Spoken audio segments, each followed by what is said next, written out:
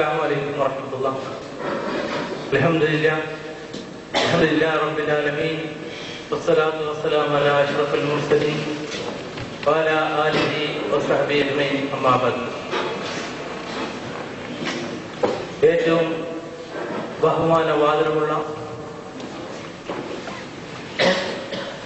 സുന്നി യുവജനതയുടെ ആവേശമായ കേരളത്തിലും പുറത്തുമായി 200-ലധികം മുഖാമുഖ വേദികളിൽ പങ്കെടുത്ത് അഹ്ലുൽ സുന്നത്ത് വൽ ജമാഅത്തിന്റെ ഹിഫ്സ് ഉയർത്തിക്കാട്ടിയ വന്ദനയായ അലി സഖാഫി കൊളത്തൂർ അവരുടെ ബഹുമാന്യരായ പണ്ഡിത മഹത്തുക്കളെ, ബഹരിക്കള്ള സുന്നി ജമാഅത്തിന്റെ കർമ്മധീരരായ ഭടന്മാരെ, ഈ വേദി ധന്യമാക്കിയ മാന്യ മുസ്ലിം സഹോദരങ്ങളെ, അല്ലാഹു സുബ്ഹാനഹു വ തആല നാം ഇവിടെ സംഗമിച്ചതും മറ്റുള്ള കാര്യങ്ങളും അല്ലാഹു നമ്മിൽ നിന്ന് സ്വീകരിക്കുമാറാകട്ടെ.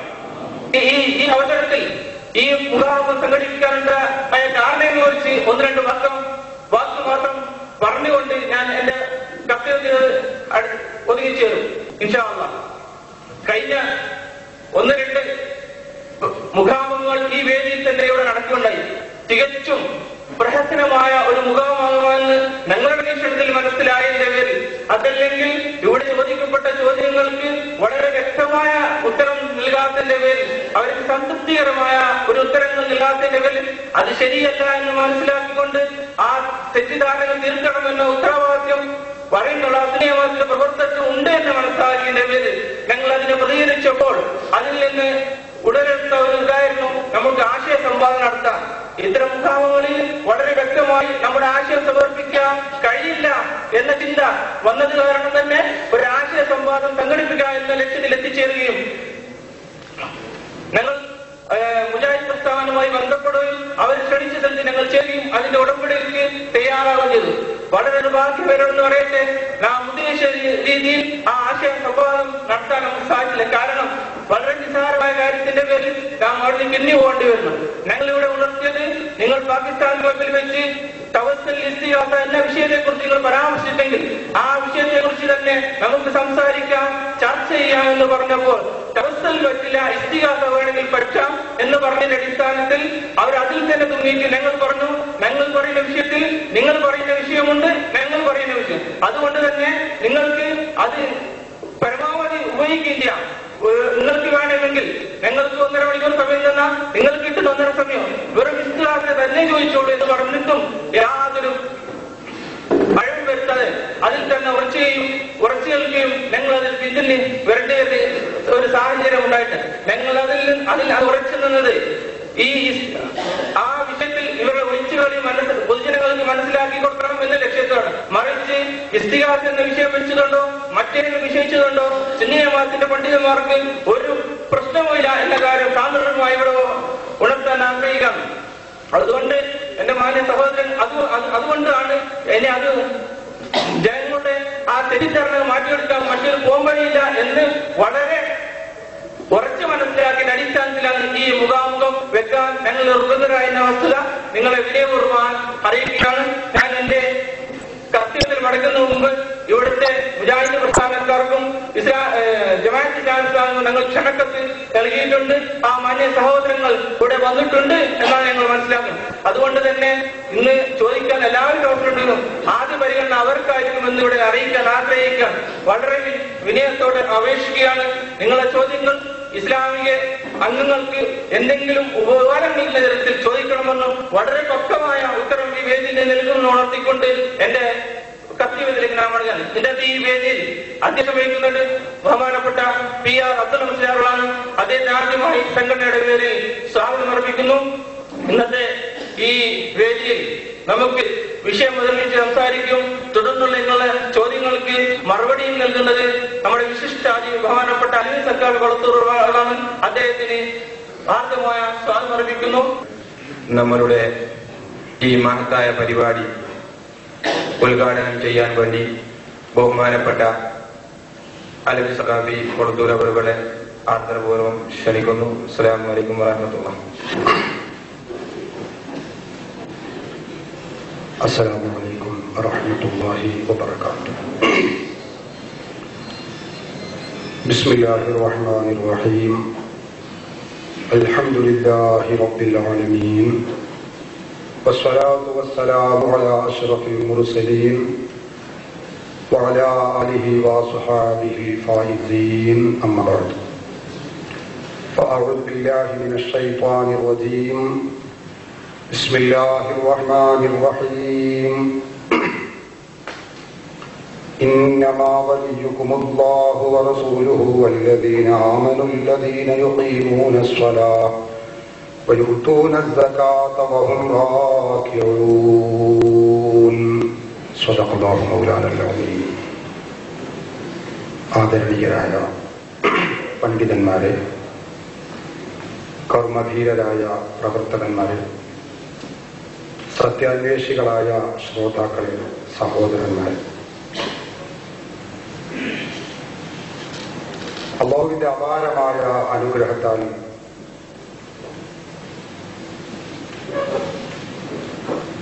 ബഹ്റൈൻ കേരള സുന്നി ജമാഅത്തിന്റെ ആഭിമുഖ്യത്തിൽ ഇവിടെ നടത്തപ്പെടുന്ന മുഖാമുഖ വേദിയിൽ നാം സംഗമിച്ചിരിക്കുകയാണ്. അല്ലാഹു സുബ്ഹാനഹു വ തആല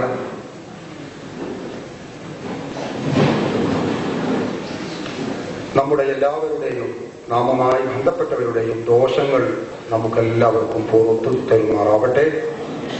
നമ്മുടെയും നമ്മുടെ മാതാപിതാക്കൾ, നാമുമായി ബന്ധപ്പെട്ടവരുടെ എല്ലാവരുടെയും രോഗങ്ങൾ അല്ലാഹു ശിഫയാക്കി തരുമാറാവട്ടെ.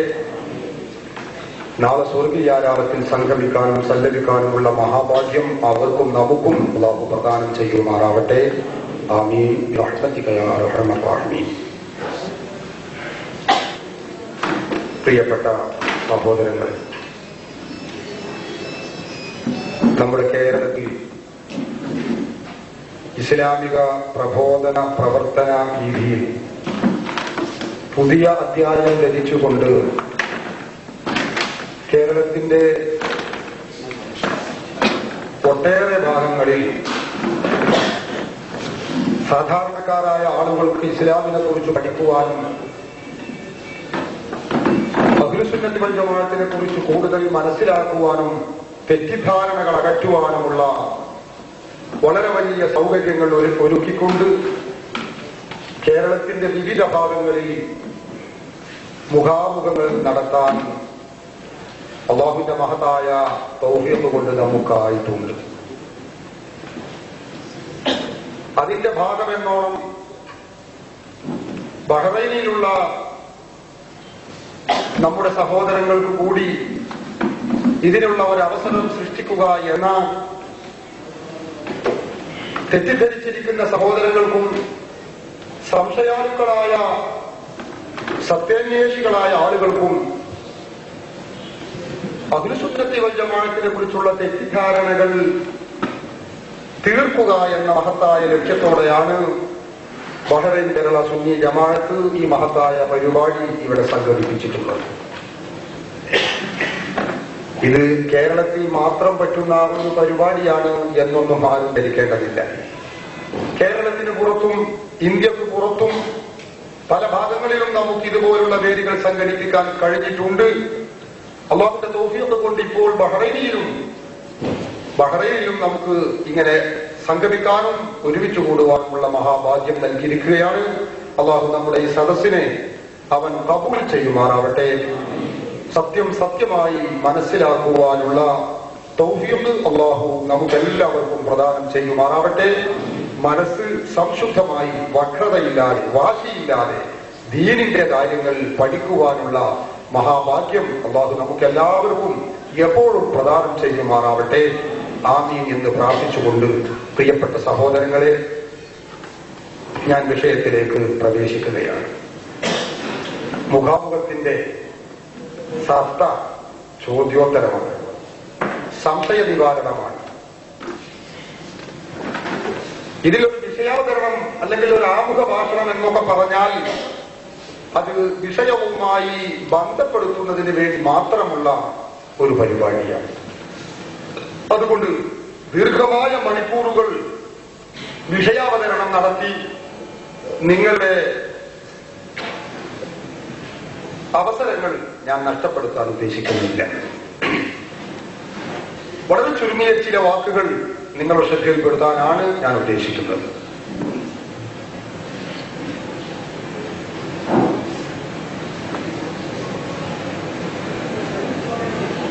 മഹാനായ മുഹമ്മദ് റസൂലുള്ളാഹി സ്വല്ലല്ലാഹു അലൈഹി വസല്ലം തങ്ങൾ പഠിപ്പിച്ച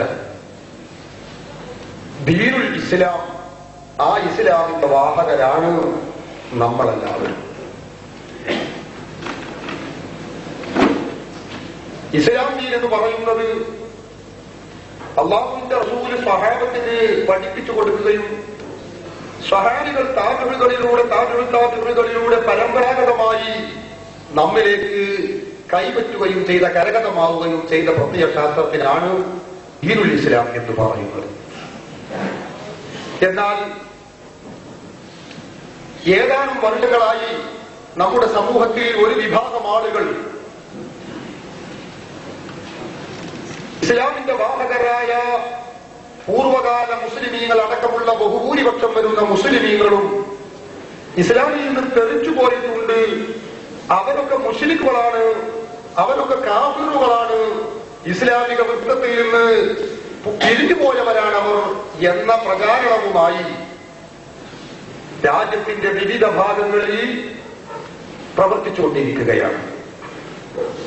വിശുദ്ധ ഖുർആനിനെയും തിരുസുന്നത്തിനെയും അതിനുവേണ്ടി ദുരുപയോഗം ചെയ്യുമ്പോൾ അത്തരം പ്രചാരണ വേലകൾ ശ്രമിക്കുമ്പോൾ കാണുമ്പോൾ ചിലർക്കെങ്കിലും ഗീബൽസിയൻ സിദ്ധാന്തം എന്ന് പറയപ്പെടുന്നത് പോലെ നമ്മളും അത്തരം ആശയങ്ങളിൽ പെട്ടുപോയിട്ടുണ്ടോ എന്ന ഒരു ചിന്ത ചിലരെയെങ്കിലും അലട്ടിക്കൊണ്ടിരിക്കുന്നുണ്ട്. അതുകൊണ്ട് തന്നെ ഇസ്ലാമിനെ സംബന്ധിച്ചിടത്തോളം വളരെ പ്രധാനപ്പെട്ട ഒരു വിഷയമാണ് തൗഹീദ് ശിർക്ക് എന്നത്. ഇസ്ലാമിൽ കർമ്മങ്ങളെക്കാൾ പ്രാധാന്യം അത് വിശ്വാസത്തിനാണ്, പറയേണ്ടതില്ല. വിശ്വാസം സംശുദ്ധമായിരിക്കണമെന്നാണ് ഇസ്ലാം നമ്മെ പഠിപ്പിക്കുന്നത്. ആ വിശ്വാസത്തിൽ ശിർക്കിന്റെ ലാഞ്ചന പോലും ഉണ്ടാവാൻ പാടില്ലെന്ന് പരിശുദ്ധ ഖുർആൻ അസന്നിഗ്ധമായി നമ്മെ പഠിപ്പിക്കുകയാണ്. മഹാനായ മുഹമ്മദ് റസൂലുള്ളാഹി സ്വല്ലല്ലാഹു അലൈഹി വസല്ലം തങ്ങൾ ഇസ്ലാമിക പ്രബോധനവുമായി ഇറങ്ങിത്തിരിക്കുന്ന സന്ദർഭത്തിൽ അവിടെ ഉണ്ടായിരുന്നത് ശിർക്കിന്റെ കൊടികുത്തുന്ന, അല്ലെങ്കിൽ ശിർക്ക് അതിന്റെ മൂർത്തിമൽ ഭാവത്തിലെത്തിയ ഒരു സാഹചര്യമായിരുന്നു. ആ സന്ദർഭത്തിലാണ് മുഹമ്മദ് റസൂലുള്ളാഹി സ്വല്ലല്ലാഹു അലൈഹി വസല്ലം തങ്ങൾ തൗഹീദ് എന്താണെന്ന, തൗഹീദിന്റെ പ്രാധാന്യം അറിയിച്ചുകൊണ്ടും തൗഹീദിന്റെ ശരിയായ വിശദീകരണം പഠിപ്പിച്ചുകൊണ്ടും അള്ളാഹുവിന്റെ റസൂൽ ഇസ്ലാമിക പ്രബോധനം നടത്തുന്നത്. അപ്പൊ പഴയകാല മുസ്ലിമീങ്ങളെ സംബന്ധിച്ചിടത്തോളം സ്വഹാബത്ത്, താബിഈകൾ തുടങ്ങിയ സച്ചരിതരായ പൂർവീകർ തൗഹീദ് എന്താണെന്ന് പഠിച്ചവരാണ്. തൗഹീദിന്റെ മറുപുറമായ ശിർക്ക് എന്താണെന്ന് മനസ്സിലാക്കിയവരാണ്. പരിശുദ്ധ ഖുർആൻ വളരെ അർത്ഥസംഖ്യമില്ലാത്ത വിധം നമ്മെ പഠിപ്പിച്ചതാണ് ശിർക്ക് എന്ന് പറഞ്ഞാൽ അത് മഹാപാപമാണ്. ഇന്ന ശിർക ലമുൻമുൻ, ശിർക്ക് മഹാപാപമാണെന്ന് വിശുദ്ധ ഖുർആനിലൂടെ അല്ലാഹു നമ്മെ പഠിപ്പിച്ചതാണ്. പക്ഷേ ഈ ശിർക്ക് എന്താണ്, അല്ലെങ്കിൽ കഠിന കഠോരമായ കാര്യമാണ് ശിർക്ക് എന്ന് പരിചയപ്പെടുത്തപ്പെടുന്ന ഈ ശിർക്ക് എന്താണ് എന്നതിൽ നമ്മുടെ സഹോദരന്മാർ പലപ്പോഴും വിഷയമറിയാതെ പരിശുദ്ധ ഖുർആനിനെയും തിരുസുന്നത്തിനെയും ദുർവ്യാഖ്യാനം ചെയ്തുകൊണ്ട് എന്തൊക്കെയോ പ്രചരിപ്പിച്ചുകൊണ്ടിരിക്കുന്നുണ്ട്. അല്ലാഹു എല്ലാവർക്കും ഹിദായത്ത് പ്രദാനം ചെയ്യുമാറാവട്ടെ. അതുകൊണ്ട് തന്നെ തൗഹീദ് എന്താണ്, ശിർക്ക് എന്താണ് എന്ന കാര്യത്തെക്കുറിച്ച് ഏതാനും ചില വാക്കുകളാണ് ഞാനിവിടെ നിങ്ങളുടെ മുമ്പിൽ സമർപ്പിക്കുന്നത്. വിശുദ്ധ ഖുർആനിൽ അല്ലാഹു നമ്മെ പഠിപ്പിക്കുന്നുണ്ട്, ഫഅലം അന്നഹു ലാ ഇലാഹ ഇല്ലല്ലാഹ്. തൗഹീദിന്റെ പ്രാധാന്യം അറിയിച്ചുകൊണ്ട് അല്ലാഹു പറയുന്നു, ഇലാഹ് അല്ലാഹു മാത്രമേ ഉള്ളൂ. ഇത്തരം സൂക്തങ്ങളെ അടിസ്ഥാനപ്പെടുത്തിക്കൊണ്ട് പണ്ഡിതന്മാർ നമ്മെ പഠിപ്പിച്ചു. പണ്ഡിത വരേണ്യന്മാര് തൗഹീദിന്റെയും ശിർക്കിന്റെയും നിർവചനം നമ്മെ പഠിപ്പിച്ചത് നമുക്ക് കാണാൻ കഴിയും. നമ്മൾ ആരെങ്കിലും ഏതെങ്കിലും ഒരു വിഭാഗത്തെ കുറ്റപ്പെടുത്തുവാനോ അല്ലെങ്കിൽ ഏതെങ്കിലും ഒരു വിഭാഗത്തോട് വാശിയോടോ അല്ലെങ്കിൽ അവരോടുള്ള വക്രത കൊണ്ടോ നമ്മളുടെ തല കൊണ്ട് ചിന്തിച്ചുണ്ടാക്കുന്ന ആശയങ്ങളല്ല ഞാനിവിടെ പറയുന്നത്. വിശുദ്ധ ഖുർആനും തിരുസുന്നത്തും അതിന്റെ ശരിയായ രൂപത്തിൽ മനസ്സിലാക്കുകയും ഇസ്ലാമിക പ്രബോധന പ്രചാരണ രംഗത്ത് വളരെ വലിയ സ്വാധീനം നേടുകയും വളരെ വലിയ സേവനങ്ങൾ അർപ്പിക്കുകയും ചെയ്ത സച്ചരിതരായ പൂർവീക പണ്ഡിത മഹത്തുക്കൾ വിശുദ്ധ ഖുർആനിന്റെയും തിരുസുന്നത്തിന്റെയും അടിസ്ഥാനത്തിൽ പഠിപ്പിച്ച ചില യാഥാർത്ഥ്യങ്ങളാണ് ഞാൻ നിങ്ങളുടെ മുമ്പിൽ സമർപ്പിക്കുന്നത്. ലോക പ്രശസ്ത വിശ്വാസ ശാസ്ത്ര ഗ്രന്ഥമായ ശറഹുൽ മഖാസിദ്, ആ ശറഹുൽ മഖാസിദിന്റെ 4ാമത്തെ വാല്യം 339 പേജിൽ തൗഹീദിനെ കുറിച്ച് നിർവചിച്ചത് കാണാൻ കഴിയും. ഒരു മനുഷ്യൻ തൗഹീദിന്റെ വാക്താവാണ് എന്ന് അദ്ദേഹത്തെ കുറിച്ച് എപ്പോഴാണ് പറയുക? പണ്ഡിതന്മാര് ഖുർആനും സുന്നത്തും നിരത്തിക്കൊണ്ട് നമ്മെ പഠിപ്പിച്ചത് കാണാം. അത്തൗഹീദ് ഇബാറത്തുൻ അൻ ഇഅ്തിഖാദി അദമി ശരീകി ഫിൽ ഉലൂഹിയ്യതി വഖവാസിഹാ. പണ്ഡിതന്മാർ പറഞ്ഞു, തൗഹീദ് എന്ന് പറഞ്ഞാൽ അല്ലാഹുവിൽ പങ്കുകാരനില്ല, അല്ലാഹുവിൽ ഇലാഹാവുക എന്ന വിശേഷണത്തിലും അതുപോലെ തന്നെ അല്ലാഹുവിന്റെ പ്രത്യേകമായ വിശേഷണങ്ങളിലും പങ്കുകാരനില്ല എന്ന് വിശ്വസിക്കുമ്പോഴാണ് തൗഹീദ് ഉണ്ടാവുക എന്ന് ലോക പ്രശസ്ത വിശ്വാസ ഗ്രന്ഥമായ ശറഹുൽ മഖാസിദ് എന്ന ഗ്രന്ഥത്തിന്റെ 4ാമത്തെ വാല്യം 39 പേജിൽ രേഖപ്പെടുത്തി വെച്ചത് കാണാൻ കഴിയും. അപ്പൊ അല്ലാഹുവിന്റെ വിശേഷണത്തിൽ അല്ലെങ്കിൽ അല്ലാഹുവിനോട് കൂടെ ഒരു പങ്കുകാരനില്ല എന്നൊരാൾ വിശ്വസിക്കുന്നുവെങ്കിൽ അവൻ തൗഹീദിന്റെ വാക്താവാണ്. അല്ലാഹുവിനോട് കൂടെ ഇലാഹാകുന്നതിൽ മറ്റൊരു പങ്കുകാരൻ ഇല്ല എന്നൊരാൾ വിശ്വസിക്കുമ്പോൾ അവൻ തൗഹീദിന്റെ വാക്താവാകുന്നു, തൗഹീദിൽ നിന്ന് പുറത്തുപോയവരാണ് എന്ന് അവരെ കുറിച്ച് പറയാൻ കഴിയില്ല. ഇനി തൗഹീദിന്റെ നേരെ എതിരിലുള്ള ശിർക്കിന്റെ നിർവചനം എന്താണ്, ശിർക്ക് എന്താണ് പണ്ഡിതന്മാർ പഠിപ്പിക്കുന്നു. പ്രിയപ്പെട്ട സഹോദരങ്ങളെ, വളരെ വിശദീകരിക്കാൻ എനിക്കിവിടെ സമയമില്ലല്ലോ. അതുകൊണ്ട് വളരെ പ്രധാനപ്പെട്ട ചില സൂചനകൾ മാത്രമേ ഞാൻ നൽകുന്നുള്ളൂ. വിഷയം ഗഹനമായതുകൊണ്ട് തന്നെ നിങ്ങൾ എല്ലാവരും സശ്രദ്ധം വീക്ഷിക്കണമെന്നാണ് എനിക്ക് ഓർമ്മപ്പെടുത്താനുള്ളത്. നമ്മുടെ രാജ്യത്ത് പല പ്രസ്ഥാനങ്ങളും പ്രവർത്തിച്ചുകൊണ്ടിരിക്കുന്ന സാഹചര്യത്തിൽ എല്ലാവർക്കും പറയാനുള്ളത് അത് ശിർക്കാണ്, ഇത് ശിർക്കാണ്, ആ പ്രവർത്തനം ശിർക്കാണ്. ഏതെങ്കിലും മഹാന്മാരുടെ അരികിലേക്ക് പോകുമ്പോൾ അത് ശിർക്കാണ്, ഇന്ന ജാറത്തിക്കലേക്ക് പോയാൽ അതും ശിർക്കാണ്, ഏതെങ്കിലും മൗലിക പാരായണം ചെയ്താൽ അതും ശിർക്കാണ്. എല്ലാം ശിർക്കുകളാണ്. ശിർക്കിന്റെ ഹോൾസെയിൽ റീറ്റെയിൽ വിതരണക്കാരായി ചില ആളുകൾ അധപതിച്ചു എന്ന് പറയേണ്ടി വന്നതിൽ നമുക്ക് സഹതാപമുണ്ട്. ഈ സാഹചര്യത്തിൽ എന്താണ് ശിർക്ക് എന്ന് സാധാരണക്കാരായ നമ്മൾ മനസ്സിലാക്കിയാൽ പിന്നെ ശിർക്കാണോ അല്ലേ എന്ന് നമുക്ക് ഓരോരുത്തർക്കും ഏത് കാര്യത്തെക്കുറിച്ചും തിരിച്ചറിയാൻ കഴിയും. ശിർക്ക് എന്താണ് എന്നൊന്ന് മനസ്സിലാക്കിയാൽ പിന്നെ ഈ പ്രശ്നത്തിൽ നമ്മൾ ഖുർആൻ സുന്നത്തും എന്ന് പറഞ്ഞ് ആളുകളെ വട്ടം കറക്കേണ്ട യാതൊരു കാര്യവുമില്ല. വിശുദ്ധ ഖുർആനും തിരുസുന്നത്തും വേണ്ടതുപോലെ പഠിക്കുകയും ഇസ്ലാമിന്റെ വിശ്വാസ ശാസ്ത്രങ്ങൾ ശരിയായ വണ്ണം പഠിപ്പിച്ചു കൊടുക്കുകയും ചെയ്ത് നൂറ്റാണ്ടുകൾക്ക് മുമ്പ് വഫാത്തായ മഹാനായ പണ്ഡിതൻ ബഹുമാനപ്പെട്ട സഅദുദ്ദീൻ ഖഫ്താസാനി റഹിമഹുല്ലാഹ് തന്റെ ശറഹുൽ അഖായിദ് എന്ന ഗ്രന്ഥത്തിൽ അതിന്റെ 56ാമത്തെ പേജിൽ വളരെ വ്യക്തമായി രേഖപ്പെടുത്തിയത് കാണാം. ശിർക്ക് എന്താണ് മഹാനവറുകൾ പഠിപ്പിച്ചു. അത് ഏതെങ്കിലും ഒരു വിഭാഗം മറുവിഭാഗത്തെ കുറ്റപ്പെടുത്താൻ വേണ്ടിയോ അല്ലെങ്കിൽ നമ്മൾ ചെയ്യുന്ന ഒരു ശിർക്കാണെന്ന് ആരെങ്കിലും പറയുമ്പോ ആ ചെയ്യുന്ന പ്രവർത്തനം ശിർക്കല്ലാതെയാക്കാൻ വേണ്ടി നമ്മൾ ഉണ്ടാക്കിയ മെനഞ്ഞെടുത്ത നിർവചനമോ അല്ല. നൂറ്റാണ്ടുകൾക്ക് മുമ്പ് തർക്കമുള്ള പ്രസ്ഥാനങ്ങൾ ഇവിടെ ഉടലെടുക്കുന്നതിന് മുമ്പ് തന്നെ ഈ കാര്യങ്ങളെ കുറിച്ച് വിശുദ്ധ ഖുർആനിന്റെയും തിരുസുന്നത്തിന്റെയും അടിസ്ഥാനത്തിൽ പണ്ഡിതന്മാർ നമ്മെ പഠിപ്പിച്ചിട്ടുണ്ട്. ബഹുമാനപ്പെട്ട സഅദുദ്ദീൻ ഖഫ്താസാനി റഹിമഹുല്ലാഹ് തന്റെ ശറഹുൽ അഖായിദ് എന്ന ഗ്രന്ഥത്തിൽ രേഖപ്പെടുത്തി വെച്ചത് കാണാം. ശിർക്ക് വെക്കുക എന്ന് പറഞ്ഞാൽ എന്താണത്? ഇസ്ബാത്തു ശരീകി ഫിൽ ഉലൂഹിയ്യത്തി, ബിമാനാ വുജൂബി വുജൂദി ഔ ബിമാന ഇസ്തിഹ്ഖാഖിൽ ഇബാദ. ബഹുമാനപ്പെട്ട അല്ലാമ തഫ്താസാനി രേഖപ്പെടുത്തി വെച്ചതാണ്. എന്താണ് പറഞ്ഞത്? ഇസ്ബാത്തു ശരീഅത്തി ഫിൽ ഉലൂഹിയത്തി, അല്ലാഹുവിനോട് കൂടെ ഉലൂഹിയത്ത് ഇലാഹാവുക എന്ന വിഷയത്തിൽ അല്ലാഹുവിനോട് കൂടെ ഒരു പങ്കുകാരനുണ്ട് എന്ന് സ്ഥാപിക്കുമ്പോൾ അത് ശിർക്കാവുകയാണ്. അതിനാണ് ശിർക്ക് എന്ന് പറയുന്നത്. അല്ലാഹുവിനോട് കൂടെ ഇലാഹാവുന്ന വിഷയത്തിൽ അല്ലാഹുവിനോട് കൂടെ പങ്കുകാരനുണ്ട് എന്ന് പറയുമ്പോൾ അത് ശിർക്കാവുകയാണ്. അല്ലാഹുവിനോട് കൂടെ പങ്കുകാരനുണ്ട് എന്ന് പറയുമ്പോൾ അത് ശിർക്കാവുന്നു എന്ന് പറഞ്ഞാൽ അത് വളരെ വിശദീകരണ വിധേയമായ ഒരു വചനമാണ്, ഒരു വാചകമാണ്. അതുകൊണ്ട് തന്നെ അല്ലാഹു സുബ്ഹാനഹു വ തആല ഉള്ളവനാകുന്നു, അല്ലാഹു കേൾക്കുന്നവനാകുന്നു, നമ്മളെല്ലാവരും കേൾക്കുന്നവരാകുന്നു. ഇവിടെ അല്ലാഹുവിനോട് കൂടെ മറ്റൊരാൾ പങ്കു ചേർക്കൽ വരുന്നുണ്ടോ? സ്വാഭാവികമായും നാം ചിന്തിക്കേണ്ടതാണ്. ഈ നിർവചനത്തിന്റെ ബാഹ്യമായ അർത്ഥത്തിൽ ഒരുപക്ഷെ അങ്ങനെ നമുക്ക് ചിന്തിച്ചേക്കാം.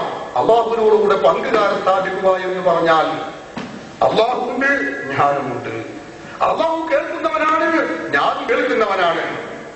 അല്ലാഹു കാണുന്നവനാണ്, ഞാനും കാണുന്നവനാണ് എന്ന് പറയുമ്പോൾ അല്ലാഹുവിനോട് കൂടെ പങ്കു ചേർക്കൽ വരുന്നുണ്ടോ എന്ന സ്വാഭാവിക സംശയം ഉള്ളത് കൊണ്ട് തന്നെ നൂറ്റാണ്ടുകൾക്ക് മുമ്പ് മഹാനവറുകൾ ഇമാം തഫ്താസാനി രേഖപ്പെടുത്തി അല്ലാഹുവിനോട് കൂടെ ഒരു പങ്കുകാരനുണ്ട് എന്ന് സ്ഥാപിക്കൽ അത് ശിർക്കാവൽ, അല്ലാഹുവിനോട് കൂടെ മറ്റൊരു പങ്കുകാരനുണ്ട് എന്ന ശിർക്ക് ആവണമെങ്കിൽ അത് വിശദീകരിക്കപ്പെടേണ്ടതാണ്. ബിമാനാ വുജൂബി വുജൂദി ഔ ബിമാന ഇസ്തിഹ്ഖാഖിൽ ഇബാദ. അല്ലാഹുവിനോട് കൂടെ മറ്റൊരാളെ പങ്കുകാരനാക്കി നാം സ്ഥാപിക്കുമ്പോൾ അത് ശിർക്കാവണമെങ്കിൽ ബിമാനാ വുജൂബിൽ വുജൂദി, ആ പങ്കുകാരൻ അല്ലെങ്കിൽ അല്ലാഹുവിന്റെ കൂടെ നാം പറയുന്ന ശക്തി വ്യക്തി എന്താവട്ടെ അത് സ്വയം പര്യാപ്തനായ, ഉണ്ടാവൽ നിർബന്ധമായ, വാജിബുൽ വുജൂദായ വസ്തുവാണ് എന്ന വിശ്വാസത്തോടെ ആകുമ്പോഴാണ് അത് ശിർക്കാവുകയുള്ളൂ. നമ്മുടെ ചില സഹോദരന്മാർ പലപ്പോഴും ചോദിക്കാറുണ്ട്, എന്താണ് അവർക്ക് പറയുന്നത്? ശിർക്കാവണമെങ്കിൽ അത് സ്വന്തമായി സ്വയം അസ്തിത്വമുള്ള വസ്തുവായിരിക്കണം എന്ന് ലോകത്താരെങ്കിലും പറഞ്ഞിട്ടുണ്ടോ എന്നൊക്കെ വലിയ വായിൽ ചില ആളുകൾ ഉച്ചരിക്കാറുണ്ട്, ശബ്ദിക്കാറുണ്ട്. ഇസ്ലാമിന്റെ പ്രമാണങ്ങളെ കുറിച്ചും ഇസ്ലാമിലെ വിശ്വാസ ശാസ്ത്ര ഗ്രന്ഥങ്ങളെ കുറിച്ചുമുള്ള പരിജ്ഞാനമില്ലായ്മ കൊണ്ടാണ് അത്തരം ചോദ്യങ്ങൾ ഉയർത്തുന്നത് എന്ന് സാന്ദർഭികമായി ഞാൻ ഓർമ്മപ്പെടുത്തുകയാണ്. ബഹുമാനപ്പെട്ട ഇമാം തഫ്താസാനി പറഞ്ഞു, ഇത് ശിർക്കാവണമെങ്കിൽ ബിമാനാ വുജൂബി വുജൂബി, മറ്റൊരു സ്വന്തമായ അസ്തിത്വമുള്ളവനാണ്, അസ്തിത്വം നിർബന്ധമായവനാണ്. അതിന് മറ്റൊരു ഭാഷയിൽ പറഞ്ഞാൽ അത് സ്വയം പര്യാപ്തനായവനാണ് എന്ന വീക്ഷണത്തോടെയാണ് നാം മറ്റൊരാളെ കുറിച്ച്, നാം അവരുടെ കുറിച്ച് അല്ലാഹുവിനോട് കൂടെ ചേർത്തി പറയുന്നതെങ്കിൽ അത് ശിർക്കാവുന്നു. അല്ലെങ്കിലോ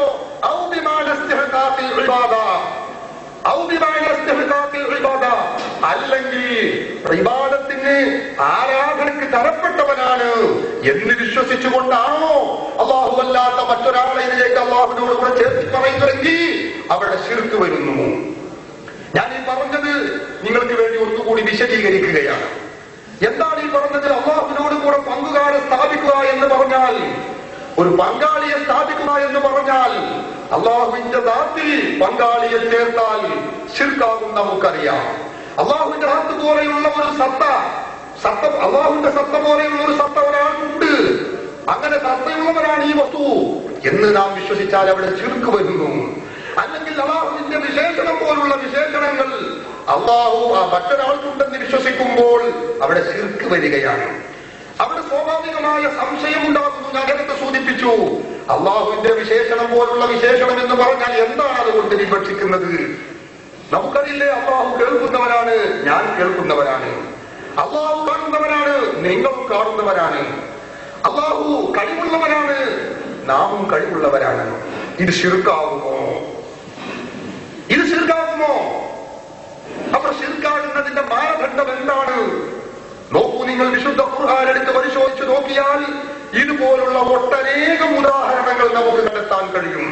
അല്ലാഹുവിന്റെ ഖുർആനിൽ സൂറത്തുൽ ബഖറയിലെ 143-ാമത്തെ സൂക്തത്തിൽ അല്ലാഹു പഠിപ്പിക്കുന്നു, ഇന്നല്ലാഹ ബിന്നാസി ലറഊഫുർ റഹീം. അല്ലാഹു ജനങ്ങൾക്ക് കാരുണ്യം ചെയ്യുന്നവനാണ്, റഊഫാണ്, കൃപ ചെയ്യുന്നവനാണ്, റഹീമുൻ കാരുണ്യം ചെയ്യുന്നവനുമാകുന്നു. അല്ലാഹുവിനെ കുറിച്ച് റഊഫ് റഹീം എന്ന് അല്ലാഹുവിന്റെ ഖുർആൻ പഠിപ്പിക്കുകയാണ്. ഇതേ വിശേഷണം അല്ലാഹുവിന്റെ സൃഷ്ടിയായ മുഹമ്മദ് നബി സല്ലല്ലാഹു അലൈഹി വസല്ലം തങ്ങളെ കുറിച്ച് വിശേഷിപ്പിക്കുന്നത് കാണാം. ലഖദ് ജാഅകും റസൂലുൻ മിൻ അൻഫുസികും അസീസുൻ അലൈഹി മാ അനിതും ഹരീസുൻ അലൈക്കും ബിൽ മുഅ്മിനീന റഊഫുർ റഹീം. മുഹമ്മദ് നബി റഊഫാകുന്നു, റഹീമാകുന്നു. അല്ലാഹുവിനോട് കൂടെ പങ്കുചേർക്കൽ വരുന്നുണ്ടോ, ശിർക്കാകുന്നുണ്ടോ?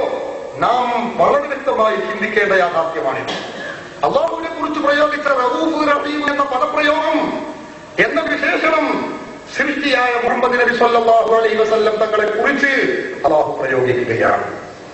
നോക്കൂ, നിങ്ങൾ അല്ലാഹുവിന്റെ ഖുർആനിൽ കാണാം വൈദാ മരിതു ഫഹുവ യസ്ഫീൻ. രോഗമുണ്ടായാൽ സുഖപ്പെടുത്തുക എന്നത് അല്ലാഹുവിന്റെ വിശേഷണമാണ്. ഖുർആൻ പഠിപ്പിക്കുന്നു വൈദാ മരിതു ഫഹുവ യസ്ഫീൻ. സൂറത്തു ശുഅറായിന്റെ 80-ാമത്തെ സൂക്തത്തിൽ നമുക്കിത് കാണാം. രോഗമുണ്ടായാൽ സുഖപ്പെടുത്തുന്നവൻ അല്ലാഹു ആകുന്നു. മറ്റൊരായത്തിൽ കാണാം എല്ലുകളെ ജീവനില്ലാത്ത വസ്തുവെ നിരൂപിയ ശേഷം ജീവിപ്പിക്കുന്നവൻ ആരാണ്? അല്ലാഹു മറുപടി പറഞ്ഞു, അതിനെ ആദ്യം സൃഷ്ടിച്ചവനാരോ അവൻ തന്നെ, അല്ലാഹു തന്നെയാണ് ജീവൻ കൊടുക്കുന്നത്. ജീവിപ്പിക്കുക എന്നത്, രോഗം സുഖപ്പെടുത്തുക എന്നത് അല്ലാഹുവിന്റെ വിശേഷണമാണെന്ന് ഖുർആൻ പറയുന്നു. മറ്റൊരായത്ത് നോക്കുന്നത് ആലിമുൽ ഗൈബി വശ്ശഹാദത്തി അൽ കബീറുൽ മുതആൽ. അല്ലാഹു ദൃശ്യവും അദൃശ്യവും അറിയുന്നവരാണ്. ലാ യഅലമുൽ ഗൈബ ഇല്ലല്ലാഹ്. മറ്റൊരു സൂക്തത്തിൽ കാണാം, അദൃശ്യം അല്ലാഹു മാത്രമേ അറിയുന്നുള്ളൂ. ഇങ്ങനെ ഒട്ടേറെ വിശേഷണങ്ങൾ അല്ലാഹുവിനെ കുറിച്ച് വിശുദ്ധ ഖുർആൻ പരിചയപ്പെടുത്തുന്നു. ഇതേ വിശേഷണങ്ങൾ അല്ലാഹു തന്റെ സൃഷ്ടികളായ ആളുകളെ കുറിച്ചും പ്രയോഗിച്ചത് കാണാൻ കഴിയും. എന്താണ് അല്ലാഹു ബഹുമാനപ്പെട്ട ഈസാ അലൈഹിസ്സലാത്തു വസ്സലാമിനെ കുറിച്ച് പറഞ്ഞു?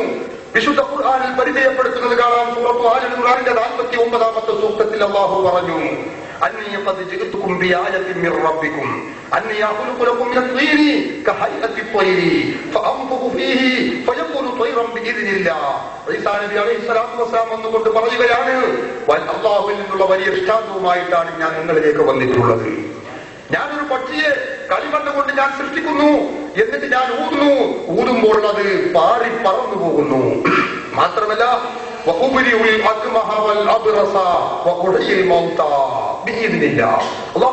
പറഞ്ഞു,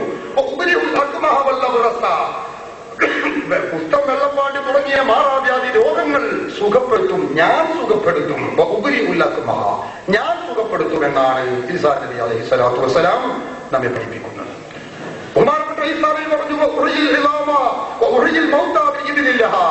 മരിച്ചവരെ ഞാൻ ജീവിപ്പിക്കും. ഈസാ നബി പറയുന്നു. നേരത്തെ നാം ശ്രമിച്ച സൂക്തത്തിലൂടെ അല്ലാഹു പറഞ്ഞതോ, അല്ലാഹുവാണ് മരിച്ചവരെ ജീവിപ്പിക്കുന്നവൻ, അല്ലാഹുവാണ് രോഗം സുഖപ്പെടുത്തുന്നവൻ. ഈസാ നബി അലൈഹിസ്സലാത്തു വസ്സലാം പറഞ്ഞു, വഉനബ്ബിഉകും ബിമാ തഅകുലൂന വമാ തദ്ഖിറൂന ഫീ ബുയൂതികും. നിങ്ങളുടെ വീടുകളിൽ, നിങ്ങൾ പത്തായങ്ങളിൽ, ഷെൽഫുകളിൽ സൂക്ഷിച്ചു വെച്ച വസ്തുക്കൾ എന്തൊക്കെയുണ്ടോ അത് ഞാൻ നിങ്ങൾക്ക് ഇവിടെ നിന്ന് പറഞ്ഞു തരാം. നിങ്ങൾ തിന്ന് കുടിച്ചത്, നിങ്ങൾ കഴിച്ച ഭക്ഷണം എന്താണെന്ന് നിങ്ങളുടെ വയറ് നോക്കി ഞാൻ നിങ്ങൾക്ക് പറഞ്ഞു തരാം. ഈസാ നബി അലൈഹിസ്സലാത്തു വസ്സലാം പറയുന്നു. വിശുദ്ധ ഖുർആൻ പറയുന്നതോ, ആലിമുൽ ഗൈബി വശ്ശഹാദ, ദൃശ്യവും അദൃശ്യവും അറിയുന്നവൻ അല്ലാഹു ആകുന്നു. അല്ലാഹുവിന്റെ വിശേഷണമായ മറഞ്ഞ കാര്യങ്ങൾ അറിയുക എന്നത്, രോഗം സുഖപ്പെടുത്തുക എന്നത്, മരിച്ചവരെ ജീവിപ്പിക്കുക എന്ന വിശേഷണങ്ങൾ അല്ലാഹു തന്നെ തന്റെ സൃഷ്ടിയെ കുറിച്ച്, ഈസാ നബി അലൈഹിസ്സലാത്തു വസ്സലാമിനെ കുറിച്ച് പ്രയോഗിച്ചതായി നമുക്ക് കാണാൻ കഴിയുന്നു. ഇവിടെ ശിർക്ക് വരുമോ? ശിർക്ക് വരുമോ? മറഞ്ഞ കാര്യം അല്ലാഹു അറിയുന്നവനാണ്. അല്ലാഹുവാണ് മറഞ്ഞ കാര്യങ്ങൾ അറിയുന്നവൻ. ആ മറഞ്ഞ കാര്യം ഈസാ നബി അലൈഹിസ്സലാത്തു വസ്സലാം അറിയുമെന്ന് ഖുർആൻ പറയുന്നു. അല്ലാഹുവിന്റെ വിശേഷണം ഈസാ നബിയെ കുറിച്ച് പറഞ്ഞത് കൊണ്ട് ശിർക്ക് വരുമോ? വരുന്ന പ്രശ്നമില്ല, ശിർക്കാവുകയില്ല. അല്ലാഹു മറഞ്ഞ കാര്യങ്ങൾ അറിയുന്നു. മഹാനായ മുഹമ്മദ് റസൂലുള്ളാഹി സ്വല്ലല്ലാഹു അലൈഹി വസല്ലം തങ്ങൾ മറഞ്ഞ കാര്യങ്ങൾ അറിയുന്നു. ശിർക്ക് വരുമോ? വരികയില്ല. അള്ളാഹു മറഞ്ഞ കാര്യങ്ങൾ അറിയുന്നവനാണ്. തന്റെ ഔലിയാക്കൾ പ്രമുഖനായ മുഹയ്യിദ്ദീൻ ശൈഖ് റളിയല്ലാഹു അൻഹു മറഞ്ഞ കാര്യങ്ങൾ അറിയുന്നു. ഇങ്ങനെ പറയുമ്പോഴേക്ക്, ഇങ്ങനെ വിശ്വസിക്കുമ്പോഴേക്ക് ശിർക്ക് വരുമോ? വരികയില്ല. അള്ളാഹുവാണ് മരിച്ചവരെ ജീവിപ്പിക്കുന്നവൻ. വിശുദ്ധ ഖുർആൻ പരിചയപ്പെടുത്തുന്നു. തന്റെ സൃഷ്ടിയായ, തന്റെ ഔലിയാക്കളിൽ പ്രമുഖനായ ബഹുമാനപ്പെട്ട മുഹയ്യിദ്ദീൻ ശൈഖ് റളിയല്ലാഹു അൻഹു മരിച്ചവരെ ജീവിപ്പിക്കുന്നു, മരിച്ച ചത്ത കോഴിയെ ജീവിപ്പിക്കുന്നു. ശിർക്ക് വരുമോ? ശിർക്ക് വരികയില്ല. എന്തുകൊണ്ട് ശിർക്ക് വരികയില്ല? അള്ളാഹുവിന്റെ വിശേഷണം അവന്റെ സൃഷ്ടികളെ കുറിച്ച് ചാർത്തുന്നു, നാം തന്നെ ഉപയോഗിക്കുന്നു. അല്ല, വിശുദ്ധ ഖുർആൻ തന്നെ നമ്മെ പരിചയപ്പെടുത്തുന്നു. എന്താണ് ഇവ തമ്മിലുള്ള വ്യത്യാസം? ഈ വ്യത്യാസത്തിന്റെ മാനദണ്ഡം എന്താണ്? അടിസ്ഥാനപരമായി നാം മനസ്സിലാക്കേണ്ടതാണ്. ചില ആളുകൾക്ക് ഇത് വേണ്ടതുപോലെ മനസ്സിലാവാത്തത് കൊണ്ടോ, അല്ലെങ്കിൽ മനസ്സിലായിട്ട് മറ്റുള്ളവരെ ഈ നൂലാമാലകളിൽ കെട്ടി തളച്ചിടാൻ വേണ്ടിയോ ചില ആളുകൾ ഇവിടെ എന്തൊക്കെയോ ദുർവ്യാഖ്യാനങ്ങൾ ചെയ്യുന്നത് നമുക്ക് കാണാൻ കഴിയും. നമുക്ക് അവരോട് സഹതാപമേ ഉള്ളൂ. എന്താണ് ഇവ തമ്മിലുള്ള വ്യത്യാസത്തിന്റെ മാനദണ്ഡം? പരിശുദ്ധ ഖുർആനിൽ തന്നെ അല്ലാഹു പഠിപ്പിച്ചത് കാണാം. സൂറത്തുൽ ഇഖ്ലാസ്, സൂറത്തുൽ തൗഹീദ് എന്ന പേരിൽ അറിയപ്പെടുന്ന, നമുക്കൊക്കെ പരിചയമുള്ള സൂറത്തുൽ ഇഖ്ലാസ് വിശുദ്ധ ഖുർആനിലൂടെ അല്ലാഹു പറഞ്ഞു, ഖുൽ ഹുവല്ലാഹു അഹദ്. ഖുൽ നബിയെ എന്ന് പറയുക, അല്ലാഹു അഹദ്, അല്ലാഹു ഒരുവനാകുന്നു. അല്ലാഹു ഒരുവനാകുന്നു എന്ന് പറയുമ്പോൾ സ്വാഭാവികമായും അവിടെ ഒരു ചോദ്യം, അല്ലാഹു മാത്രമല്ലല്ലോ ഒരുവൻ, നമ്മൾ ഓരോരുത്തരും ഒരുവനല്ലേ, നിങ്ങൾ ഓരോരുത്തരും ഒരുവനല്ലേ, പിന്നെ എന്താണ് അല്ലാഹു മാത്രമാണ് ഒരുവൻ എന്ന് പറയുന്നതിൽ അർത്ഥമുള്ളത്? ഖുർആൻ ചോദിക്കുന്നു. ഉടനെ തന്നെ അല്ലാഹു ആ ചോദ്യത്തിന്റെ മറുപടി എന്നോണം അല്ലാഹു വിശദീകരിച്ചു. അല്ലാഹു അഹദ് എന്ന് പറഞ്ഞാൽ അതിന്റെ വിശദീകരണം അല്ലാഹു സ്വമദ്, അല്ലാഹു ഒരുവനാണ്. അല്ലാഹു ഒരുവനാണെന്ന് പറയുന്നതും നാം ഓരോരുത്തരും ഒരുവനാണെന്ന് പറയുന്നതും ഒരുപോലെയല്ല. എന്തുകൊണ്ട്?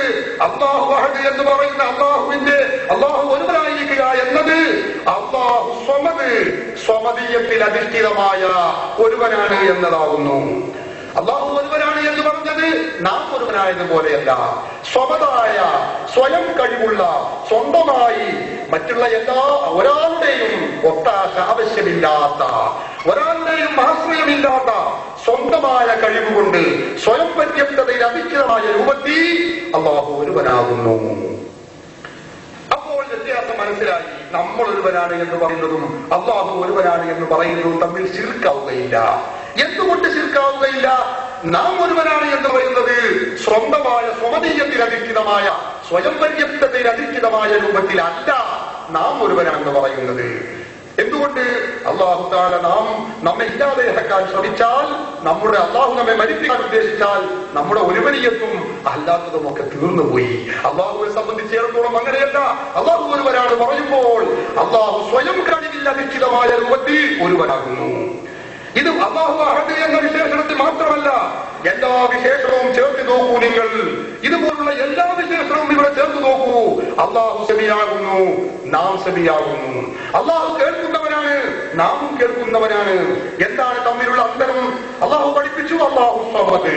അല്ലാഹു കേൾക്കുന്നവനാണെന്ന് പറഞ്ഞാൽ അതിന്റെ അർത്ഥം എന്താണ്?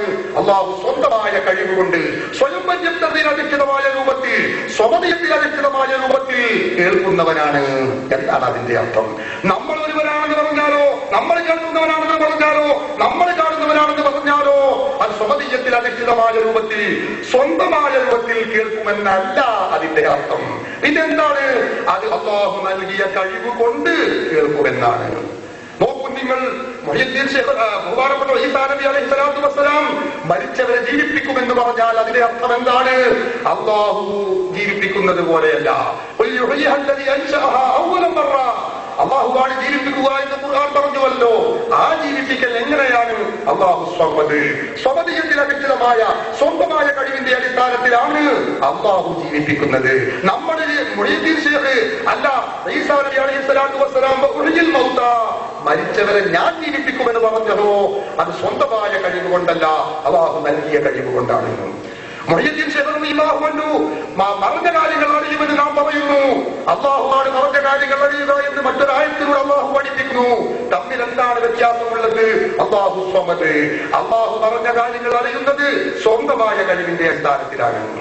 സ്വന്തമായ കഴിവുകൊണ്ടും സ്വയം പര്യാപ്തതയിൽ അധിഷ്ഠിതമായ രൂപത്തിലാണ് അല്ലാഹു മറഞ്ഞ കാര്യങ്ങൾ അറിയുന്നത്. ഈസാ നബി അലൈഹി സ്വലാത്തു വസ്സലാം മറഞ്ഞ കാര്യങ്ങൾ അറിയുക അള്ളാഹു നൽകിയ കഴിവ് കൊണ്ടാണ്, സ്വയം പര്യാപ്തതയിലധിഷ്ഠിതമായ രൂപത്തിലല്ല.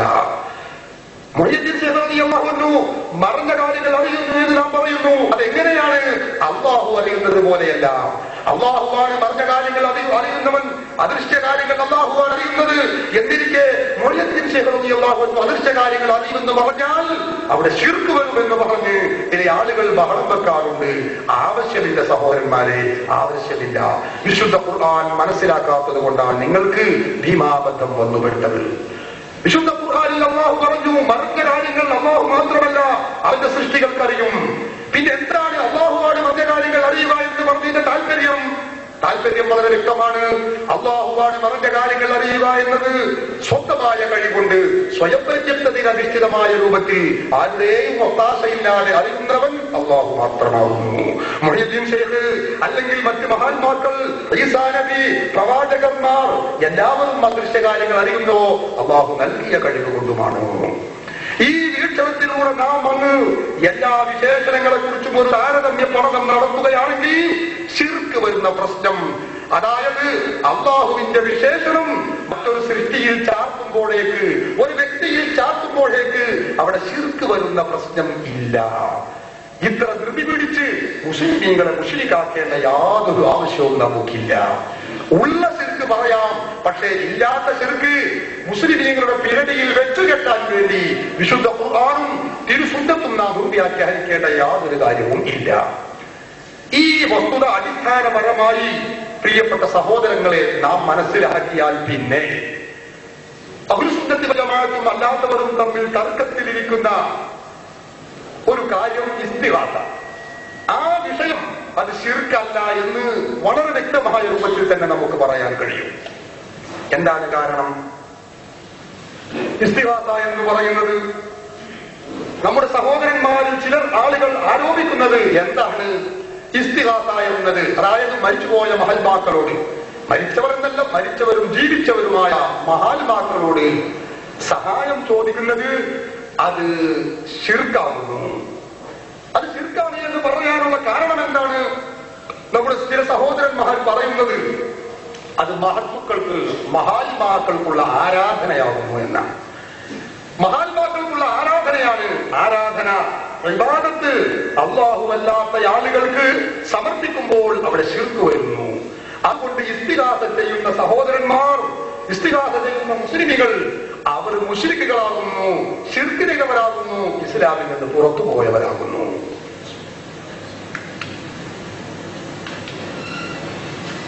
വളരെ വിചിത്രമായ ഒരു വാദമാണിത്.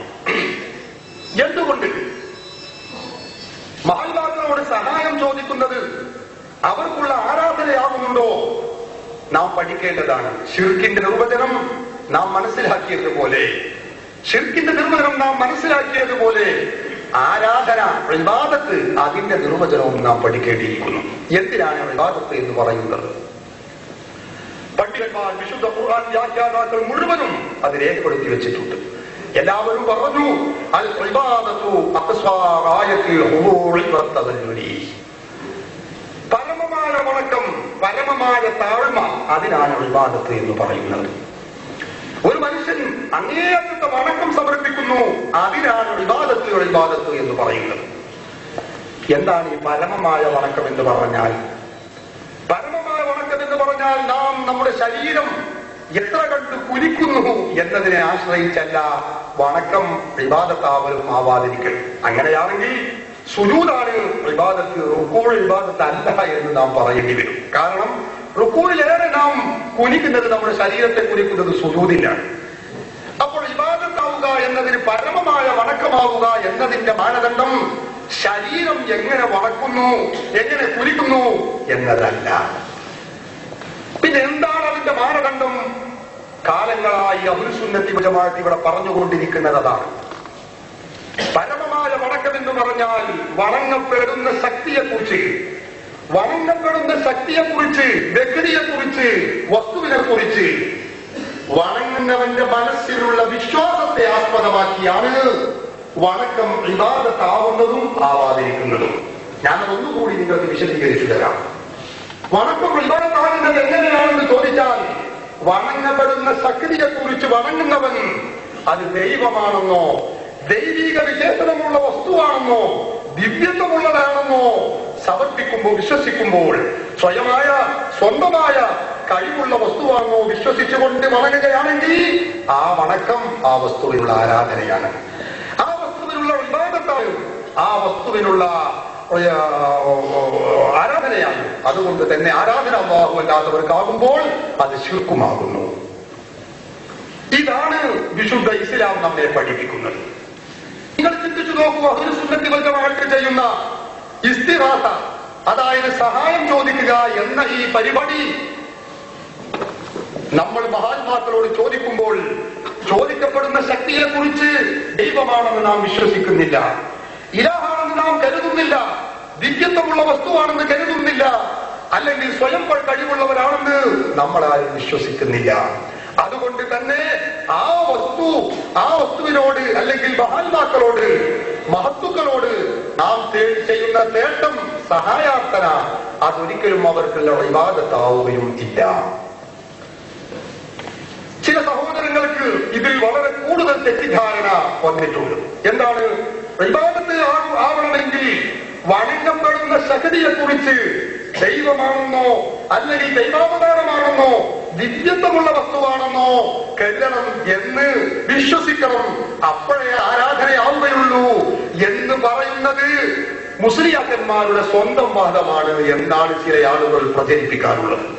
ഞാൻ അവരെ കുറ്റപ്പെടുത്തുന്നില്ല, വസ്തുതകൾ അവർ ശരിക്കും മനസ്സിലാക്കാൻ ശ്രമിക്കണമെന്നേ എനിക്ക് പറയാനുള്ളൂ. പ്രിയപ്പെട്ട സഹോദരങ്ങളെ, ഇസ്ലാമിന്റെ പ്രമാണങ്ങൾ എടുത്ത് പരിശോധിച്ചാൽ ഞങ്ങൾ ഈ പറയുന്ന വസ്തുത വളരെ ബോധ്യപ്പെടും, എല്ലാവർക്കും ബോധ്യപ്പെടും. ഞാൻ അതിലേക്കൊന്നും ഇപ്പോൾ പ്രവേശിക്കുന്നില്ല. നിങ്ങൾ നോക്കൂ, കേരളത്തിൽ മുജാഹിദ് വിഭാഗം, കേരള നേതൃത്വത്തിൽ മുജാഹിദീൻ എന്ന് പറയുന്ന മുജാഹിദ് വിഭാഗം പുറത്തിറക്കുന്ന ഒരു പത്രമാണ് എന്റെ കയ്യിലുള്ളത്. ഈ പത്രം ഈ അടുത്ത കാലത്തായി പുറത്തിറങ്ങിയതാണ്. കേരളത്തിലെ മുജാഹിദ് പ്രസ്ഥാനം 2 ഗ്രൂപ്പായി തരംതിരിഞ്ഞിരിക്കുകയാണ്. ഇവിടെ അതിന്റെ അലയൊയുണ്ടോ എന്നൊന്നും എനിക്കറിയില്ല, അത് പറയലിന്റെ ലക്ഷ്യവുമല്ല. കേരളത്തിൽ 2 ഗ്രൂപ്പ് മുജാഹിദ് വിഭാഗം ഖുർആനിന്റെയും സുന്നത്തിന്റെയും പേരിൽ അവർ ദുര്യാഖ്യാനം ചെയ്ത് ഇപ്പോൾ അവർ തമ്മിൽ തച്ചുകൊണ്ട് 2 ഗ്രൂപ്പായി തെരുവോരങ്ങളെ മലീമസമാക്കിക്കൊണ്ടിരിക്കുകയാണ്. ഈ സന്ദർഭത്തിൽ കേരളത്തിലെ കേരള നേതൃത്വത്തിൽ മുജാഹിദീൻ എന്ന് പറയുന്ന മൗലവി ഗ്രൂപ്പിന്റെ നേതൃത്വത്തിൽ ഈയിടെയായി പുറത്തിറങ്ങിക്കൊണ്ടിരിക്കുന്ന പത്രമാണ് ഈ വിചിന്തനം എന്ന് പറയുന്നത്. ഈ വിചിന്തനത്തിൽ 2003 ജൂലൈ 4 ഇറങ്ങിയ വിചിന്തനം. അതിൽ ഒരു ചോദ്യവും മറുപടിയും ചോദ്യത്തിന്റെ ജവാബാണ്. അതിൽ ആ ചോദ്യത്തിന് മറുപടി നൽകുന്നു. ആരാധന എന്ന് പറഞ്ഞാൽ ഇബ്ലീസിന്റെ ആരാധനയെ കുറിച്ച്, സുജൂദിനെ കുറിച്ചുള്ള ചോദ്യത്തിന് മറുപടി പറഞ്ഞുകൊണ്ട് അദ്ദേഹം പറയുന്നു, കേവലമായ വണക്കത്തിന് ഇസ്ലാമിൽ ആരാധന എന്ന് പറയില്ല. അഹ്ലു സുന്നത്തി വൽ ജമാഅത്ത് അല്ലാത്തവരെങ്കിലും സഹോദരന്മാര് ഈ ശബ്ദം ശ്രദ്ധിക്കുന്നുവെങ്കിൽ അവർ പ്രത്യേകം ശ്രദ്ധിക്കണമെന്നാണ് എനിക്ക് ഓർമ്മപ്പെടുത്താറുള്ളത്. ഇത് ഞങ്ങളുടെ സ്വന്തം വകയല്ല. നോക്കൂ, കേവലമായ വണക്കത്തിന് ഇസ്ലാമിൽ ആരാധന എന്ന് പറയില്ല. ഒരു കേന്ദ്രത്തിൽ ദിവ്യത്വം കൽപ്പിച്ചുകൊണ്ട് അതിനദൃഷ്ട രീതിയിൽ നമുക്ക് ഗുണദോഷങ്ങൾ വരുത്താൻ കഴിവുണ്ടെന്ന് വിശ്വസിച്ചുകൊണ്ട് ചെയ്യുന്ന വണക്കത്തിനാണ് ആരാധന എന്ന് പറയുന്നത്. അതല്ലേ അഹ്ലു സുന്നത്തി വൽ ജമാഅത്ത് ഞങ്ങൾ പറയുന്നത്? ഒരു ശക്തിക്ക് ദിവ്യത്വം കൽപ്പിച്ചുകൊണ്ട് ദൈവമാണെന്ന് കരുതിക്കൊണ്ട്, ദൈവത്തിന്റെ വിശേഷണങ്ങളുണ്ടെന്ന് കരുതിക്കൊണ്ട് പല വണക്കവും ചെയ്യുന്നുണ്ടോ അത് ആരാധനയാണ്, അല്ലാത്തത് ആരാധനയല്ല എന്ന് കേരള നേതൃത്വത്തിൽ മുജാഹിദീൻ പുറത്തിറക്കിക്കൊണ്ടിരിക്കുന്ന വിചിന്തനം ദ്വൈവാരികയുടെ 2003 ജൂലൈ 4 പുസ്തകം 2 ലക്കം 40 പേജ് 4 അവർ ഈ കാര്യം വ്യക്തമായി രേഖപ്പെടുത്തി വെച്ചത് നമുക്ക് കാണാൻ കഴിയും. പ്രിയപ്പെട്ട സഹോദരങ്ങളെ, നാം മനസ്സിലാക്കേണ്ടത് ദൈവമാണെന്നോ ദൈവാവതാരമാണെന്നോ അല്ലെങ്കിൽ ദൈവത്തിന്റെ വിശേഷണങ്ങൾ ഉണ്ടെന്നോ വിശ്വസിച്ചുകൊണ്ട് ഒരു വസ്തുവിന്, ഒരു ശക്തിക്ക് വല്ല വണക്കവും നടത്തുമ്പോഴാണ് ആരാധനയാകുന്നത്. മുസ്ലിമീങ്ങൾ മരിച്ചുപോയ മഹാത്മാക്കൾ മഹത്തുക്കളോട്, അള്ളാഹുവിന്റെ ഇഷ്ടദാസന്മാരോട് സഹായം ചോദിക്കുമ്പോൾ ആ മഹത്തുക്കൾ, ബദരീങ്ങൾ, അല്ലെങ്കിൽ റസൂലുള്ളാഹി സ്വല്ലല്ലാഹു അലൈഹി വസല്ലം തങ്ങൾ, മുഹയ്യിദ്ദീൻ ശൈഖ്, മമ്പുറത്തെ തങ്ങള്, മറ്റ് ഔലിയാക്കൾ ദൈവമാണെന്ന് മുസ്ലിമീങ്ങൾ ആരെങ്കിലും വിശ്വസിക്കുന്നുണ്ടോ? ഇല്ലേ ഇല്ല. ദിവ്യത്വം കൽപ്പിക്കുന്നുണ്ടോ? ഇല്ലേ ഇല്ല. അതുകൊണ്ട് തന്നെ സുന്നികൾ ചെയ്യുന്ന പരിപാടി ആരാധനയാവുകയില്ല, മഹത്തുക്കൾക്കുള്ള ഇബാദത്താവുകയില്ല എന്ന് പറയുന്നത് കേരളത്തിലെ നദ്വത്തുൽ മുജാഹിദീൻ അവരുടെ സംസ്ഥാന കമ്മിറ്റി പുറത്തിറക്കുന്ന വിചിന്തനത്തിലാണ് ഈ വസ്തുത ബോധ്യപ്പെടുത്തുന്നത്. അതുകൊണ്ട് ഇനി ഞാൻ ഖുർആനിലേക്കും സുന്നത്തിലേക്കും നീണ്ടുകൊണ്ട് പ്രമാണങ്ങളിൽ ഇവിടെ നിരത്തുന്നില്ല. പ്രിയപ്പെട്ട സഹോദരങ്ങളെ, ഞാൻ പറഞ്ഞത് ഇസ്തിഗാസ എന്ന് പറയുന്ന മുസ്ലിമീങ്ങൾ ചെയ്യുന്ന പരിപാടി അത് ആരാധനയാണെന്നാണ് നമ്മുടെ ചില സഹോദരങ്ങൾ പറയുന്നത്. ആരാധനയാവുകയില്ല. ആരാധന എന്ന് പറഞ്ഞാൽ പരമമായ വണക്കമാണ്. പരമമായ വണക്കം എന്ന് പറഞ്ഞാലോ, വണങ്ങപ്പെടുന്ന ശക്തിയെ കുറിച്ച് ദിവ്യത്വം കൽപ്പിക്കപ്പെടണം, ദൈവമാണെന്ന് കരുതണം, ദൈവാവതാരമാണെന്ന് കരുതണം, ദൈവത്തിന്റെ വിശേഷണങ്ങൾ തനതായ അർത്ഥത്തിൽ നിലനിൽക്കുന്നുണ്ടെന്ന് വിശ്വസിക്കണം. അപ്പോഴേ അത് ആരാധനയാവുകയുള്ളൂ. മുസ്ലിമീങ്ങളെ സംബന്ധിച്ചിടത്തോളം മഹാത്മാക്കളോട് സഹായം ചോദിക്കുമ്പോൾ അവർ ദൈവമാണെന്ന് മുസ്ലിമീങ്ങൾ വിശ്വസിക്കുന്നില്ല, ദൈവാവതാരമാണെന്ന് വിശ്വസിക്കുന്നില്ല, ദൈവത്തിന്റെ വിശേഷണങ്ങൾ തനതായ അർത്ഥത്തിൽ അവർക്കുണ്ടെന്ന് മുസ്ലിമീങ്ങൾ വിശ്വസിക്കുന്നില്ല. പിന്നെയോ മുസ്ലിങ്ങൾ വിശ്വസിക്കുന്നത് എന്താണ്? അള്ളാഹു നൽകിയ കഴിവുകൊണ്ട് അള്ളാഹുവിന്റെ ഇഷ്ടദാസന്മാരാണ് അവർ, മഹത്തുക്കൾ അവർ അടിമകളാണ്, പ്രവാചകന്മാരാണ്, അതുപോലെ തന്നെ ഔലിയാക്കളാണ്. അള്ളാഹു അവർക്ക് മഹത്വം നൽകിയിട്ടുണ്ട്, അള്ളാഹു നൽകിയ കഴിവ് കൊണ്ട് സഹായിക്കുമെന്നാണ് മുസ്ലിമീങ്ങൾ വിശ്വസിക്കുന്നത്. അതുകൊണ്ട് തന്നെ അത് അവർക്കുള്ള ആരാധനയല്ല, ഇബാദത്തല്ല, അതവർക്ക് ഇബാദത്തല്ലാത്തത് കൊണ്ട് തന്നെ അതൊരിക്കലും ശിർക്കാവുകയും ഇല്ല. ഈ വസ്തുത വളരെ ലളിതമായ വസ്തുത പ്രിയപ്പെട്ട സഹോദരങ്ങളെ നാം ഒക്കെ മനസ്സിലാക്കണം. ചില ആളുകൾ ഇവിടെ ഒരു ദുർവ്യാഖ്യാനം നടത്താറുണ്ട്. എന്താണത്? മുസ്ലിമീങ്ങൾ ചെയ്യുന്ന ഇസ്തിഗാസ എന്ന ഈ പരിപാടി, അതായത് ആ അറബി പദത്തിലെ അർത്ഥം സഹായം ചോദിക്കൽ എന്നാണ്. അല്ലാഹുവിന്റെ വസ്തുക്കളോട് സഹായം ചോദിക്കൽ. ഈ സഹായം ചോദിക്കുന്ന ഈ പ്രക്രിയക്ക് ചില ആളുകൾ വിളിച്ചു പ്രാർത്ഥന എന്ന് പേര് വെക്കാറുണ്ട്. വളരെ തെറ്റിദ്ധരിക്കപ്പെട്ട ഒരു പദമാണ്. അതുകൊണ്ട് ഞാൻ അതുകൂടി വിശദീകരിക്കുകയാണ്. വിളിച്ചു പ്രാർത്ഥന, അല്ലാഹു അൽ സുന്നികൾ, അവർ സുന്നത്തി ജമാഅത്ത്, കേരളത്തിലെ ബഹുഭൂരിപക്ഷം വരുന്ന മുസ്ലിമീങ്ങളും അല്ലാഹു അല്ലാത്തവരോട് വിളിച്ചു പ്രാർത്ഥിക്കുന്നവരാണ്. പ്രാർത്ഥനയാണെങ്കിലോ പ്രാർത്ഥനയാണെങ്കിലോ അത് ഇബാദത്താണ്. അതുകൊണ്ട് അല്ലാഹു അല്ലാത്ത മഹത്തുക്കളോട്, മഹാന്മാക്കളോട് വിളിച്ചു പ്രാർത്ഥന നടത്തുന്ന സുന്നികളൊക്കെ മുശ്രിക്കുകളാകുന്നു. വളരെ എളുപ്പത്തിൽ വിഷയം തീരുമാനം പറയുകയാണ് അവർ. സഹോദരങ്ങളെ, വളരെ കൂടുതൽ തെറ്റിദ്ധരിപ്പിക്കപ്പെട്ട ഒരു പദമാണിത്. പ്രാർത്ഥന എന്ന് പറയുന്നത് നാം മനസ്സിലാക്കേണ്ടിയിരിക്കുന്നു. പ്രാർത്ഥന എന്ന പദം അത് അറബിയിൽ അതിന് ഉപയോഗിക്കുന്നത് എന്നതാണ്. ദുആ എന്ന പദത്തിന് അറബിയിൽ ഒരുപാട് അർത്ഥങ്ങൾ നമുക്ക് കാണാൻ കഴിയും. ഒരുപാട് അർത്ഥങ്ങളുണ്ട്. ഫത്ഹുൽ ബാരിയിൽ ആ കാര്യം രേഖപ്പെടുത്തുന്നുണ്ട്. ഞാനത് വായിച്ച് സമയം കളയുന്നില്ല. പ്രാർത്ഥന എന്ന് പറഞ്ഞാൽ വിളി, ക്ഷണം, ആരാധന, സഹായം ചോദിക്കൽ തുടങ്ങിയ ഒരുപാട് അർത്ഥങ്ങൾ ഈ പദത്തിനുണ്ട്. ഇവിടെ നാം ചിന്തിക്കേണ്ടത് ദുആ എന്ന് പറയുന്ന പദം അത് എല്ലാ അർത്ഥത്തിൽ വരുമ്പോഴും അതൊരിക്കലും ഇബാദത്താവുകയില്ല. ഇബാദത്താവുന്ന ചില പ്രത്യേക അർത്ഥങ്ങൾ ആ ദുആ എന്ന പദത്തിനുണ്ട്. ഞാനതൊന്നുകൂടി സാധാരണക്കാരുടെ ഭാഷയിൽ പറഞ്ഞാൽ, പ്രാർത്ഥന എന്ന സാധാരണഗതിയിൽ മലയാളത്തിൽ നാം ഉപയോഗിക്കുന്ന പദമുണ്ടല്ലോ, ആ പദം ഇബാദത്താവുന്ന രൂപവും മാത്രമല്ല ഉള്ളത്, ഇബാദത്താവാത്ത മറ്റു ചില അർത്ഥങ്ങളും പ്രാർത്ഥന എന്ന പദത്തിനുണ്ട്. ഈ വസ്തുത പല ആളുകളും മൂടി വെക്കുകയാണ്.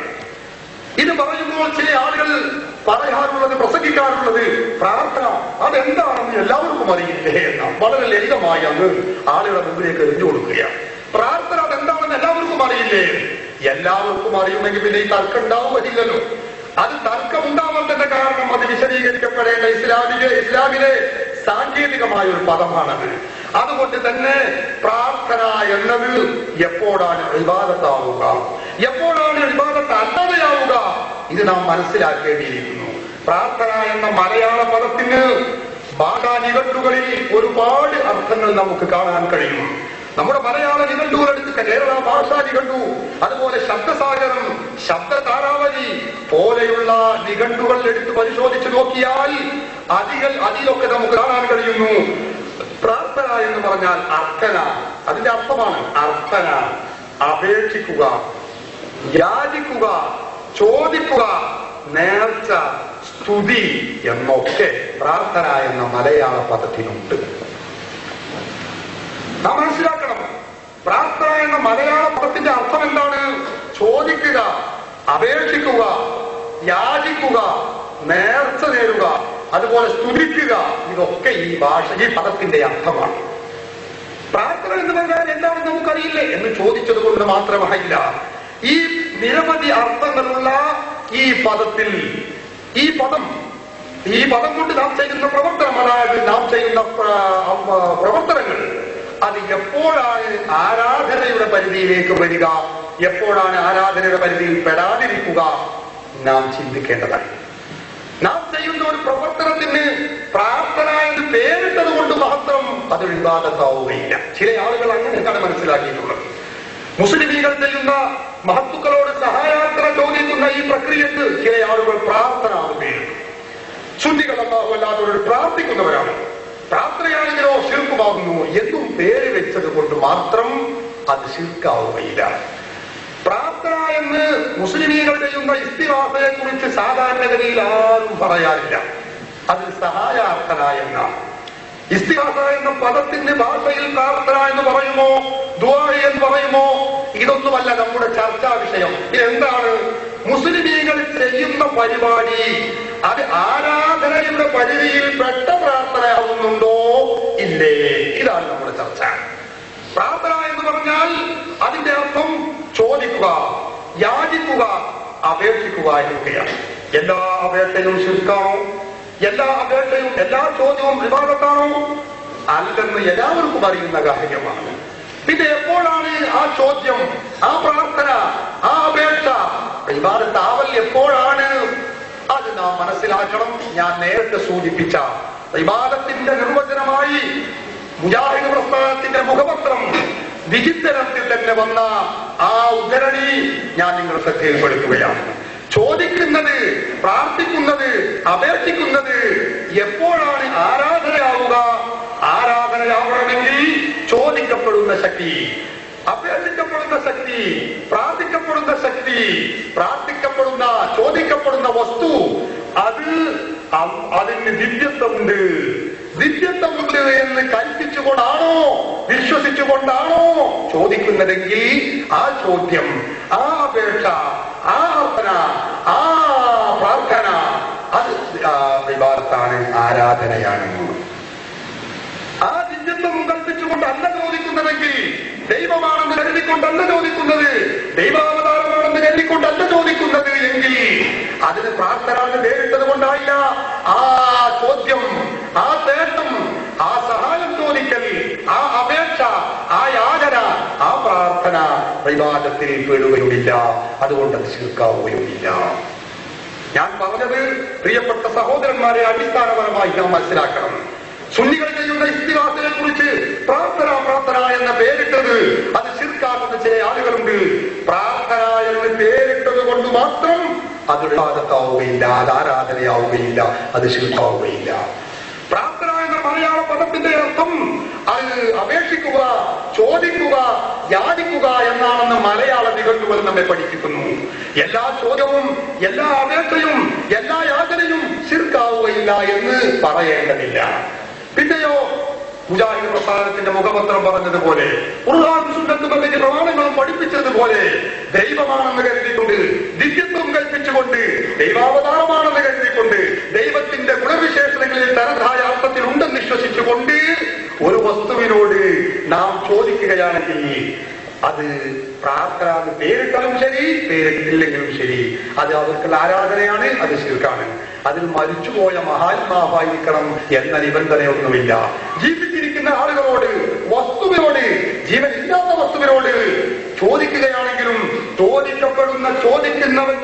മനസ്സിലുള്ള വിശ്വാസം ഈ ദിവ്യത്വം കൽപ്പിച്ചുകൊണ്ടാണോ, സ്വന്തമായ ഉപകാരോപദ്രവം ചെയ്യാൻ കഴിയുമെന്ന് വിശ്വസിച്ചുകൊണ്ടാണോ? അത് ശിർക്കാണ്. അത് അവർക്കുള്ള ആരാധനയാണ്. ആ വിശ്വാസം ഇല്ലാതെയാണോ ചോദിക്കുന്നതെങ്കിൽ അത് ശിർക്കല്ല, അത് അവർക്കുള്ള ആരാധനയുമല്ല. അവർ സുന്നികൾ മഹത്തുക്കളോട് സഹായം ചോദിക്കുമ്പോൾ അവർ ദൈവമാണെന്ന് മുസ്ലിമീങ്ങൾ വിശ്വസിക്കുന്നില്ല, അവർ ദൈവാവതാരമാണെന്ന് വിശ്വസിക്കുന്നില്ല. സ്വന്തമായ ഉപകാരോപദ്രവങ്ങൾ ചെയ്യാൻ കഴിയും, സ്വയം പര്യാപ്തതയുള്ള വസ്തുക്കളാണെന്ന് വിശ്വസിക്കുന്നില്ല. ഈ അന്തരം, ഈ വസ്തുത വളരെ വ്യക്തമായി നാം മനസ്സിലാക്കിയാൽ നമ്മുടെ ചില സഹോദരങ്ങൾ പറയാറുള്ള ഒരു താരതമ്യമുണ്ട്. എന്താണത്? ഗുരുവായൂരപ്പ രക്ഷിക്കണേ, മൊയ്തീൻ ഷേഖെ രക്ഷിക്കണേ, രണ്ടും ഒരുപോലെയാകുന്നു എന്ന് ചില ആളുകൾ തെറ്റിദ്ധരിപ്പിക്കാറുണ്ട്. ഒരിക്കലുമല്ല. രണ്ടിന്റെയും ശൈലി ഒന്നായി എന്നതുകൊണ്ടാണെങ്കിൽ അതുകൊണ്ട് മാത്രം ഇസ്ലാമിൽ ശിർക്ക് വരികയില്ല സഹോദരങ്ങളെ. ഗുരുവായൂരപ്പ രക്ഷിക്കണേ എന്ന് വിശ്വസിക്കുന്നെന്ന് പറയുന്നവന്റെ മനസ്സിലുള്ള വിശ്വാസമല്ല മൊയ്തീൻ ഷേഖെ രക്ഷിക്കണേ എന്ന് പറയുന്നവന്റെ മനസ്സിലുള്ളത്. മൊയ്തീൻ ഷേഖെ രക്ഷിക്കണേ എന്ന് പറയുന്നവന്റെ മനസ്സിലുള്ള വിശ്വാസമല്ല ഗുരുവായൂരപ്പ രക്ഷിക്കണേ എന്ന് പറയുന്നവന്റെ മനസ്സിലുള്ളത്.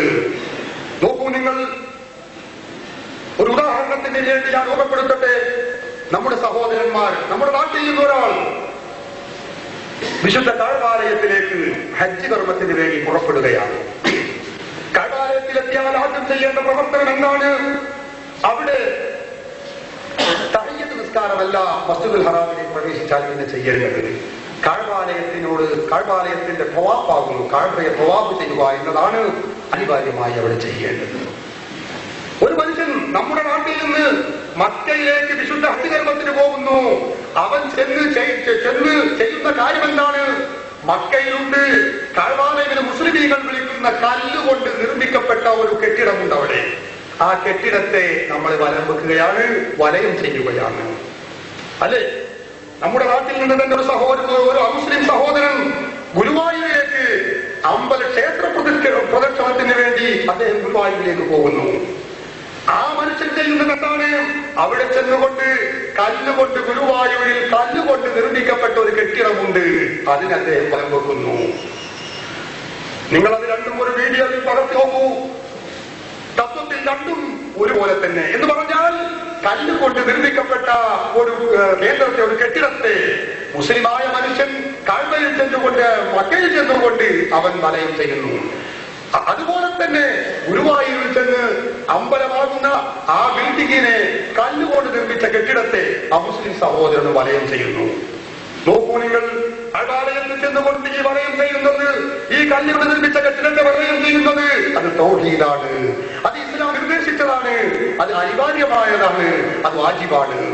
ഗുരുവായൂരിൽ ചെന്നുകൊണ്ട് ഒരു ഈ മുസ്ലിം സഹോദരൻ അവിടെ നിർമ്മിക്കപ്പെട്ട കല്ലുകൊണ്ട് നിർമ്മിക്കപ്പെട്ട ആ കെട്ടിടത്തെ അവൻ വലയം വെക്കുന്നതോ അത് ശിർക്കാണ്, അത് ഖുർആന് ഇസ്ലാം അംഗീകരിക്കാത്ത കടുത്ത തെറ്റാണ്, പാതകമാണ്. എന്തേ ഇവിടെ വ്യത്യാസം? രണ്ടും കല്ലുകൊണ്ട് നിർമ്മിക്കപ്പെട്ട കെട്ടിടം തന്നെയല്ലേ? രണ്ടും കല്ലുകൊണ്ട് നിർമ്മിക്കപ്പെട്ട കെട്ടിടം തന്നെയല്ലേ? പക്ഷേ വ്യത്യാസമുണ്ട്. കഅബാലയത്തിൽ വലയം ചെയ്യുന്ന മുസ്ലിമിന്റെ മനസ്സിലുള്ള വിശ്വാസമല്ല ഗുരുവായൂരിൽ ചെന്ന് അമ്പലത്തെ പ്രദക്ഷിണം ചെയ്യുന്നവന്റെ മനസ്സിലുള്ള വിശ്വാസം. രണ്ടും മനസ്സിലുള്ള വിശ്വാസത്തെ ആസ്പദമാക്കി ഒന്ന് തൗഹീദാകുന്നു, മറ്റത് ശിർക്കാകുന്നു. അതുപോലെ തന്നെയാണ് ഗുരുവായൂരപ്പ രക്ഷിക്കണേ എന്ന് പറയുന്നത്, അത് ശിർക്കാകുന്നു. മൊയ്തീൻ ഷേഖെ രക്ഷിക്കണേ എന്ന് പറയുന്നത് തൗഹീദാകുന്നു. അമ്പലത്തെ പ്രദക്ഷിണം ചെയ്യുന്നത് ശിർക്കാകുന്നു, കഅബാലയത്തെ പ്രദക്ഷിണം ചെയ്യുന്നത് തൗഹീദാകുന്നു. റസൂലുള്ളാഹി സ്വല്ലല്ലാഹു അലൈഹി വസല്ലം തങ്ങളെ വിളിച്ച് രക്ഷിക്കണേ എന്ന് പറയുന്നത് അത് തൗഹീദാകുന്നു. അതേ അവസരത്തിൽ ഗുരുവായൂരപ്പ രക്ഷിക്കണേ എന്ന് പറയുന്നത് ശിർക്കാകുന്നു. കാരണം രണ്ടിലും ചെയ്യുന്നവന്റെ മനസ്സിലുള്ള വിശ്വാസമാണ് മർമ്മപ്രധാനമായിട്ടുള്ളത്. ഈ അന്തരം പ്രിയപ്പെട്ട സഹോദരന്മാരെ നാം മനസ്സിലാക്കണം. ചില ആളുകൾ ഇവിടെ ദുർവ്യാഖ്യാനം നടത്തുന്നുണ്ട്. അതായത് ഇത് കേരളത്തിലെ മുസ്ലിയാക്കൾ അവരുടെ പോക്കറ്റിലേക്ക് കാശ് ചെന്ന് കാണിക്കുന്നതിനുള്ള ഒരു പ്രവർത്തനമായി ചില ആളുകൾ കാണിച്ചു വെച്ച ആശയമാണ് എന്ന് ചില ആളുകൾ പറയാറുണ്ട്. പ്രിയപ്പെട്ട സഹോദരങ്ങളെ, അത് ശരിയല്ല. ഇത് ലോകത്തുള്ള മുസ്ലിമീകളൊക്കെ പഠിപ്പിച്ച വസ്തുതയാണ്. ഒരു ദേവത്വം ശിർക്കാവൽ ബഹുമാനപ്പെട്ട ഇമാം റാസി തന്റെ തഫ്സീറുൽ കബീർ നോക്കൂ നിങ്ങൾ, വിശ്രുതമായ കേരളത്തിലെ മുജാഹിദ് പ്രസ്ഥാനത്തിന്റെ ആളുകൾ കൂടി തെളിവായി ധരിക്കാറുള്ള ഗ്രന്ഥമാണിത്. ഈ കിതാബ് തഫ്സീറുൽ റാദിയുടെ ഇതിന്റെ 14ാമത്തെ വാല്യം 105ാമത്തെ പേജിൽ ബഹുമാനപ്പെട്ട ഇമാം ഫഖറുദ്ദീൻ റാസി റഹിമഹുല്ലാഹ് പഠിച്ചു, ദുആ തേട്ടം അത് എപ്പോഴാണ് ഇബാദത്തായ തേട്ടമാകുന്നത്? അദ്ദുആ ഇബാദ എന്ന് പറയുന്ന ആ തേട്ടം അത് എപ്പോഴാണ് ആകുന്നത്? ബഹുമാനപ്പെട്ടവർ പറഞ്ഞു, വനഖൂലു അദ്ദുആ യുഫീദു മാരിഫത ദില്ലത്തിൽ ഉബൂദിയ്യത്തി വയുഫീദു മാരിഫത ഇസ്സത്തിൽ റുബൂബിയ്യ. വിളിക്കുന്നവൻ, തേടുന്നവൻ അവൻ അടിമയാണ്. അടിമത്തത്തിന്റെ നിന്ദയെയും കുറിക്കുന്ന പദമാണ് ദുആ. അതുപോലെ തന്നെ വിളിക്കപ്പെടുന്നവൻ, തേടപ്പെടുന്നവൻ റബ്ബാണ്, അവൻ പരമശക്തിയുള്ളവനാണ് എന്ന വസ്തുതയെയും കുറിക്കുന്ന ആ പ്രക്രിയക്കാണ് ദുആ എന്ന് പറയുന്നത്. അതായത് ഇബാദത്തായ ദുആ അതാകുന്നു എന്ന് ഇമാം ഫഖറുദ്ദീൻ റാസി റഹിമഹുല്ലാഹ് തന്റെ തഫ്സീറുൽ കബീറിന്റെ 14ാമത്തെ വാല്യം 105ാമത്തെ പേജിൽ രേഖപ്പെടുത്തിയത് നമുക്ക് കാണാൻ കഴിയും. നോക്കൂ നിങ്ങൾ, ഇക്കാര്യം കേരളത്തിലെ പണ്ഡിതന്മാര്, സമസ്തയുടെ പണ്ഡിതന്മാർ മാത്രം പറയുന്നതാണ് എന്നൊരു തെറ്റിദ്ധാരണ ചില ആളുകൾ നടത്താറുണ്ട്, ഇവിടെ പ്രചരിപ്പിക്കാറുണ്ട്. അത് ശരിയല്ല. എന്റെ ഈ കയ്യിലുള്ളത് ഏതാണ്? ഇത് കേരളത്തിൽ നിന്ന് പ്രസിദ്ധീകരിക്കുന്ന സാധനമല്ല. യുഎഇയിലെ ദുബൈ ഔഖാഫ് ഇറക്കിയ, നോക്കൂ നിങ്ങൾ, ദുബൈ ഔഖാഫ് ഇറക്കിയ ഒരു ചാർട്ടാണ് എന്റെ കയ്യിൽ. ദായിറത്തുൽ ഔഖാഫ് വശുകൂരിൽ ഇസ്ലാമിയ ഇദാറത്തുൽ ഇഫ്താഇ വൽ ബുഹൂത്ത് ബി ദുബൈ. ആ ദുബൈയിൽ നിന്ന് ഇറക്കിയ ഒരു ചാർട്ടാണ്. അവിടെയുള്ള മുസ്ലിം പള്ളികളിൽ സ്ഥാപിക്കുന്നതിന് വേണ്ടി അവർ തയ്യാറാക്കിയ ചാർട്ടാണിത്. അതിന്റെ ഹട്ടിക്ക് അൽ മുസ്ലിമു യസ്അലു വൽ ഇസ്ലാമു യുജീബു. മുസ്ലിം ചോദിക്കുന്നു, ഇസ്ലാം ഉത്തരം പറയുന്നു എന്ന് പറഞ്ഞുകൊണ്ട് ഏതാനും ചോദ്യങ്ങൾ, 22ഓളം അല്ല 37ഓളം ചോദ്യങ്ങൾ. ആ ചോദ്യങ്ങളും അവയുടെ മറുപടിയും അവക്കുള്ള തെളിവുമാണിത്. എല്ലാം കൂടി വായിക്കാൻ ഇവിടെ സമയമില്ല. ഞാൻ വായിക്കുന്നു. പ്രധാനപ്പെട്ട ഞങ്ങൾ ഈ പറയുന്നത് കേരളത്തിലെ സമസ്തയുടെ പണ്ഡിതന്മാർ, കേരളത്തിലെ സുന്നികൾ മാത്രം പറയുന്നതല്ല. പിന്നെന്താണ് എല്ലാവർക്കും പറയാനുള്ളത്? ഇതേ ആശയം തന്നെയാണ്. ചോദ്യം 13, മാ ഹുക്മു ദുആഇ ഗൈരില്ലാഹി തആല. അല്ലാഹു അല്ലാത്തവരോട് ദുആ നടത്തുന്നതിന്റെ, ചോദിക്കുന്നതിന്റെ, വിളിക്കുന്നതിന്റെ വിധി എന്താണ്? അതുകൊണ്ട് അവൻ ഇസ്ലാമിൽ നിന്ന് പുറത്തു പോകുമോ? അവൻ മുശ്രിക്കാകുമോ? കാഫിറാകുമോ? പ്രസക്തമായ ചോദ്യം. അതിന് മറുപടി എന്താണ് പറയുന്നത്? മറുപടി ഈ ചോദിക്കുന്നയാളാണെങ്കിൽ, ഈ തേടുന്നവനാണെങ്കിൽ അവൻ വിശ്വസിക്കുന്നു അല്ലാഹു അല്ലാത്തവർക്ക് ശക്തികൾ ആരോടാണോ, അല്ലാഹു അല്ലാത്ത ആരോടാണോ ചോദിക്കുന്നത് എങ്കിൽ അവർ സ്വന്തമായി ഉപകാരവും ഉപദ്രവവും ചെയ്യും. സ്വയം പര്യാപ്തതയുള്ളവനാണ് എന്ന് വിശ്വസിച്ചുകൊണ്ടാണോ ചോദിക്കുന്നതെങ്കിൽ അവൻ ശിർക്ക് വെച്ചവനാണ്. അവൻ ചെയ്യുന്നത് ശിർക്കാകുന്നു. വൈകാലത്താണ് ഇത് ചോദിക്കുന്നവരാണെങ്കിൽ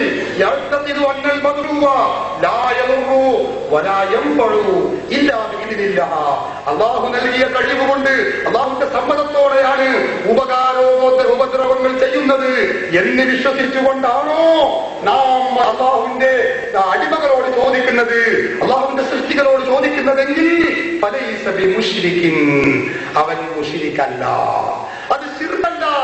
ഇത് ഞങ്ങൾ പറയുന്നതല്ല.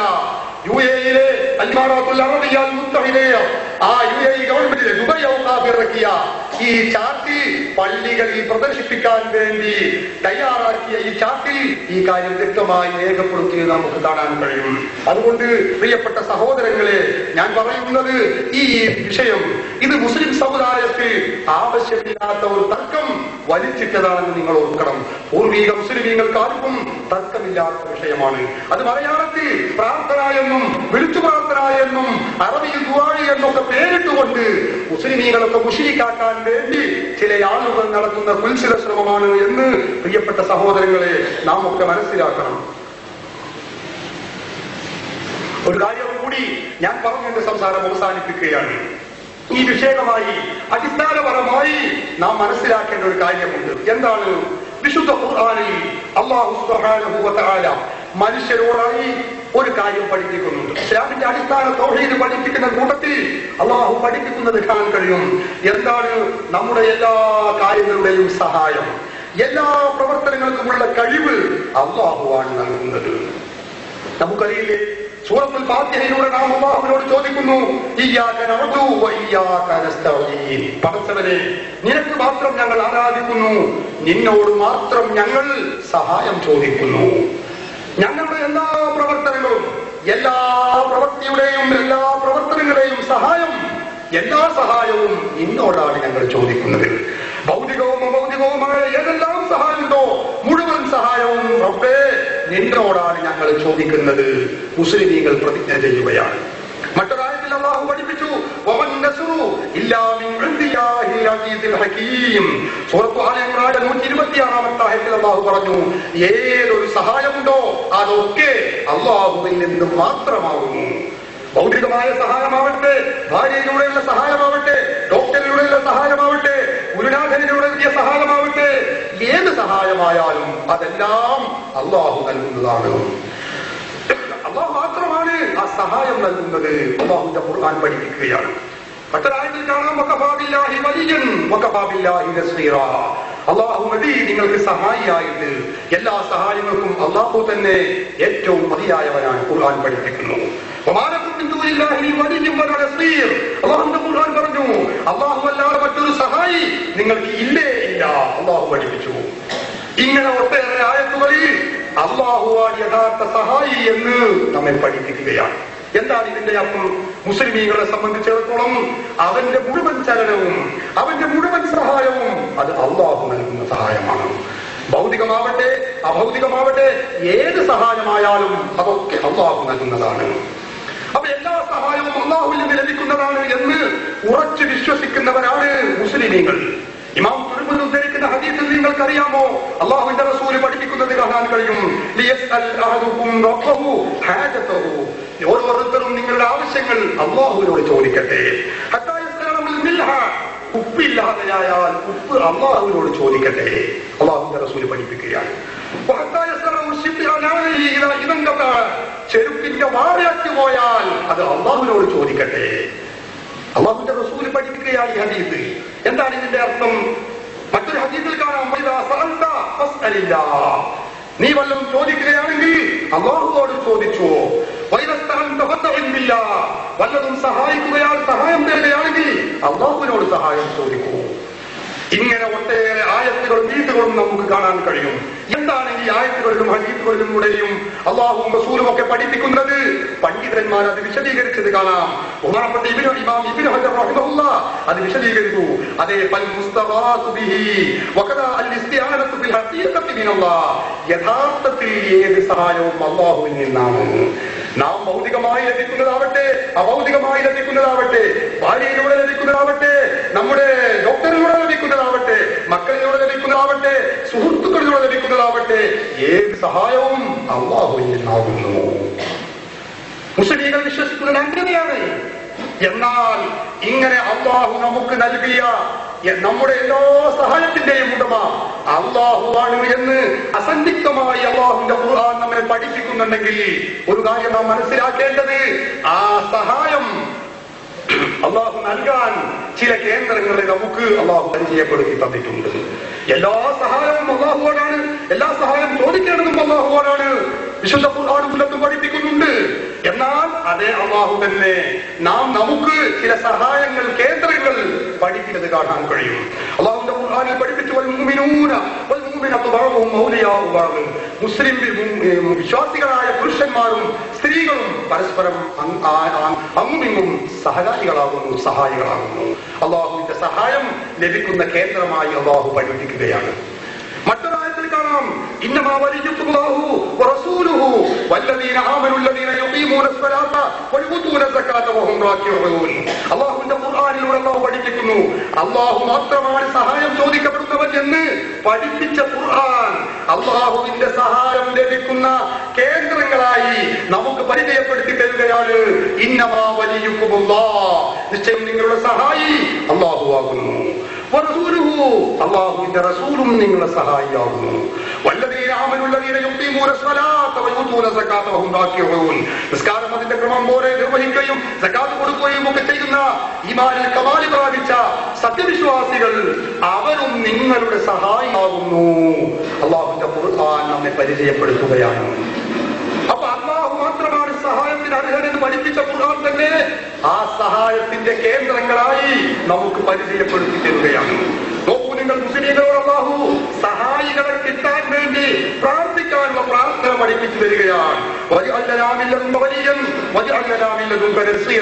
പടച്ചവനെ, നിന്റെ ഭാഗത്തിൽ നിന്ന് എനിക്ക് ഇനിയെന്ന് ഞങ്ങൾക്ക് സഹകാരികൾ തരണമേ, സഹായ നൽകണമേ എന്ന് മുസ്ലിമീങ്ങൾ പ്രാർത്ഥിക്കണമെന്ന് അള്ളാഹു ഖുർആനിലൂടെ നമ്മെ പഠിപ്പിക്കുകയാണ്.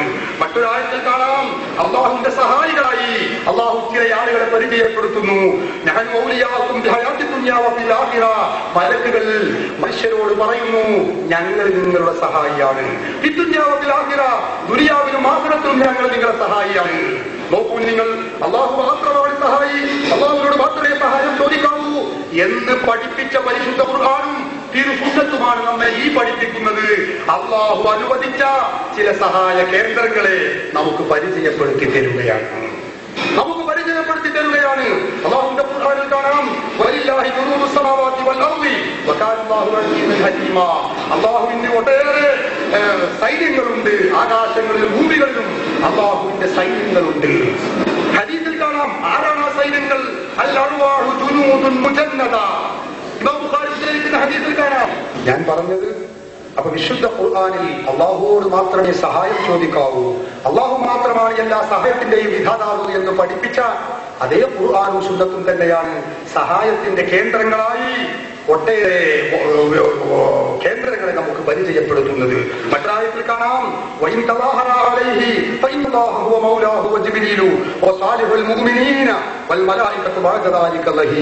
ജിബ്രീൽ നിങ്ങളെ സഹായിക്കും. അതുപോലെ തന്നെ മുഅ്മിനീങ്ങളിലുള്ള സാലിഹീങ്ങൾ, മഹത്തുക്കൾ നിങ്ങളെ സഹായിക്കും, മലക്കുകൾ സഹായിക്കും. അള്ളാഹുവിന്റെ ഖുർആൻ പരിചയപ്പെടുത്തുകയാണ്. ചുരുക്കത്തിൽ ഒട്ടേറെ സഹായ കേന്ദ്രങ്ങളെ അള്ളാഹു നമുക്ക് പരിചയപ്പെടുത്തി തന്നിട്ടുണ്ട്. അതേ അവസരത്തിൽ ഇതിനൊരു മറുവശവും കൂടിയുണ്ട്. എല്ലാ സഹായവും അള്ളാഹുവാണെന്ന് പരിചയപ്പെടുത്തി തന്ന അള്ളാഹു തന്നെ മുസ്ലിമീങ്ങളോട് പഠിപ്പിച്ചു, ചില സഹായ കേന്ദ്രങ്ങളെ നിങ്ങൾ ചില കേന്ദ്രങ്ങളെ നിങ്ങൾ സഹായങ്ങൾ സ്വീകരിക്കാൻ പാടില്ല. അള്ളാഹുവിന്റെ ഖുർആൻ പറഞ്ഞു, ലാ യത്തഖിദുൽ മുഅ്മിനൂന കാഫിരീന ഔലിയാ മിൻ ദൂനിൽ മുഅ്മിനീൻ. മുഅ്മിനുകൾ കാഫിറുകളിൽ നിന്ന് അവിശ്വാസികളെ നിങ്ങൾ സഹായ കേന്ദ്രങ്ങളാക്കി സ്വീകരിക്കാൻ പാടില്ല. മറ്റൊരാഴ്ചയിൽ അല്ലാഹു പറഞ്ഞു, വലാ തത്തഖിദൂ മിൻ വലിയ്യിൻ വലാ നസീറാ. അവരെ നിങ്ങൾ സഹായികളാക്കാൻ പാടില്ല. അക്രമകാരികൾക്ക് അള്ളാഹുവിൽ നിന്നൊരു സഹായിയെയും സംരക്ഷകരെയും ലഭിക്കുകയില്ല. ഇങ്ങനെ തുടങ്ങി ഒട്ടേറെ ആയത്തുകളിലൂടെ ചില കേന്ദ്രങ്ങളെ സഹായികളാക്കരുത് എന്ന് ഖുർആൻ പറയുന്നു. ചില കേന്ദ്രങ്ങൾ അള്ളാഹുവിന്റെ സഹായ കേന്ദ്രങ്ങളായി അള്ളാഹു പരിചയപ്പെടുത്തുകയും ചെയ്യുന്നു. അപ്പൊ സത്യവിശ്വാസികൾ ഇവിടെ എന്തു ചെയ്യുന്നു? അള്ളാഹു പരിചയപ്പെടുത്തിയ സഹായ കേന്ദ്രങ്ങളാണെന്ന് അള്ളാഹു പരിചയപ്പെടുത്തിയ ആ കേന്ദ്രങ്ങളോട് ചോദിക്കുന്നു, അവരോട് സഹായം അർത്ഥിക്കുകയും ചെയ്യുന്നു. അത് തൗഹീദിന്റെ സത്തയാണ്. അത് വിശുദ്ധ ഖുർആനിനെതിരല്ല, അത് സുന്നത്തിനെതിരല്ല. അത് വിശുദ്ധ ഖുർആനിലും സുന്നത്തിലും തീർത്തും അനുയോജ്യമായതാണ്, അനുപേക്ഷണീയമായതാണെന്ന വസ്തുത പ്രിയപ്പെട്ട സഹോദരങ്ങളെ നമുക്ക് മനസ്സിലാക്കണം. ഈ കാര്യം ഇത് ഞങ്ങളുടെ ആരുടെയെങ്കിലും വധയായി പറഞ്ഞതാണെന്ന് നിങ്ങൾ ധരിക്കരുത്. പൂർവികരായ പണ്ഡിത മഹത്തുക്കൾ എല്ലാവരും ഇക്കാര്യം രേഖപ്പെടുത്തിയിട്ടുണ്ട്. ബഹുമാനപ്പെട്ട ഇമാം തഖിയുദ്ദീൻ സുബ്കി റഹിമഹുല്ലാ തന്റെ ശിഫാഉ സഖാം എന്ന ഗ്രന്ഥത്തിൽ ഈ കാര്യം രേഖപ്പെടുത്തി. യഅലം മഅലം അന്നഹു യജൂസു വയഹ്സുനു അത്തവസ്സുൽ വത്തശഫഉ വൽഇസ്തിഗാസത്തു വത്തശഫഉ ബിന്നബി സ്വല്ലല്ലാഹു അലൈഹി വസല്ലം. പ്രവാചക ശ്രേഷ്ഠരെ കൊണ്ട് തവസ്സുലും ഇസ്തിഗാസയും സഹായം ചോദിക്കലും ശഫാഅത്ത് തേടലും ചെയ്യൽ അനുവദനീയമാണ്. അത് പുണ്യകർമ്മമാകുന്നു. വജവാസു ദാലിക വഹുസ്നുഹു, ഇത് അനുവദനീയമാണ് എന്ന കാര്യം, വഹുസ്നുഹു ഇത് നല്ലതാണ് എന്ന കാര്യം മിനൽ ഉമൂരിൽ മഅലൂമത്തി ലികുല്ലി ദീനിൻ, ദീൻ അറിയുന്ന എല്ലാ ആളുകൾക്കും അറിയപ്പെട്ട കാര്യമാകുന്നു. അൽ മഅറൂഫത്തു മിൻ ദീനിൽ അംബിയാഇ വൽ മുർസലീൻ, ഇത് അംബിയാ മുർസലുകളുടെ അൽ മഅറൂഫത്തു മിൻ ദീനിൽ അംബിയാഇ വൽ മുർസലീൻ, അംബിയാ മുർസലുകളുടെ പ്രവാചകന്മാരുടെ ചര്യകളിൽ പെട്ട പ്രവർത്തനമാകുന്നു. വസിയലി സലഫി സ്വാലിഹീൻ, പൂർവിക സലഫ് സ്വാലിഹീൻ ഒക്കെ ചെയ്തു വന്ന കാര്യമാകുന്നു. വൽ ഉലമാഇ വൽ അവാമിൽ മുസ്ലിമീൻ, മുസ്ലിം പണ്ഡിതന്മാരും മുസ്ലിം സാധാരണക്കാരുമൊക്കെ എല്ലാവരും ചെയ്തു പോകുന്ന കാര്യമാണിത് എന്ന് ബഹുമാനപ്പെട്ട ഇമാം തഖിയുദ്ദീൻ സുബ്കി തന്റെ ശിഫാഉ സഖാം എന്ന ഗ്രന്ഥത്തിന്റെ 133-ാമത്തെ പേജിൽ വളരെ വ്യക്തമായി രേഖപ്പെടുത്തിയത് കാണാൻ കഴിയും. ഞാൻ ദീർഘിപ്പിക്കുന്നില്ല. ഇമാം ഗസാലി റഹിമഹുല്ലാ ഇത് 505 വഫാത്തായ ഇമാം ഗസാലി ഹുജ്ജത്തുൽ ഇസ്ലാം അബൂ ഹാമിദ് അൽ ഗസാലി റഹിമഹുല്ലാ രേഖപ്പെടുത്തിയത് കാണാം.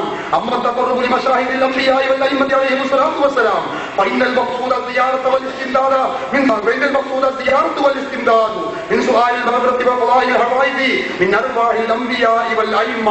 അംബിയാക്കളുടെയും ഇമാമുകളുടെയും സജ്ജനങ്ങളായ മഹത്തുക്കൾ അവരുടെ അരികിലേക്ക്, അവരുടെ ജാനത്തിന്റെ അരികിലേക്ക് പോകുന്നതിലൂടെ നടക്കാൻ കിട്ടുന്നത് എന്താണ്?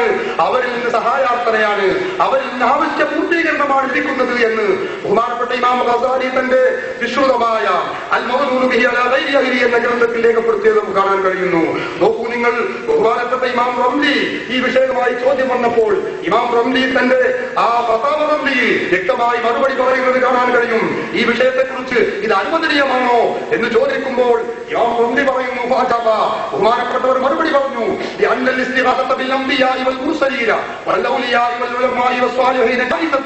അമ്പിയാക്കളോടും മുർസലികളോടും അതുപോലെ ഔലിയാക്കൾ, സ്വാലിഹീകൾ, മഹത്തുക്കൾ അവരോട് സഹായം ചോദിക്കൽ അനുവദനീയമാകുന്നു.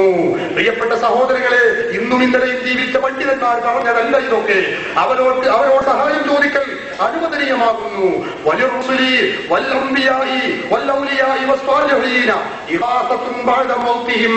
മരണപ്പെട്ടതിന് ശേഷം മഹത്തുക്കൾക്ക് സഹായിക്കാൻ കഴിയുമെന്ന് ബഹുമാനപ്പെട്ട ഇമാം റംലി തന്റെ ഫതാവ റംലിയുടെ 4ാമത്തെ വാള്യം 382 പേജിൽ രേഖപ്പെടുത്തിയത് കാണാൻ കഴിയും. ബഹുമാനപ്പെട്ട ഇമാം ഇബ്നു ഹജർ അൽ ഹൈതമി റഹിമഹുല്ലാ ഈ വിഷയവുമായി രേഖപ്പെടുത്തുന്നത് കാണാം.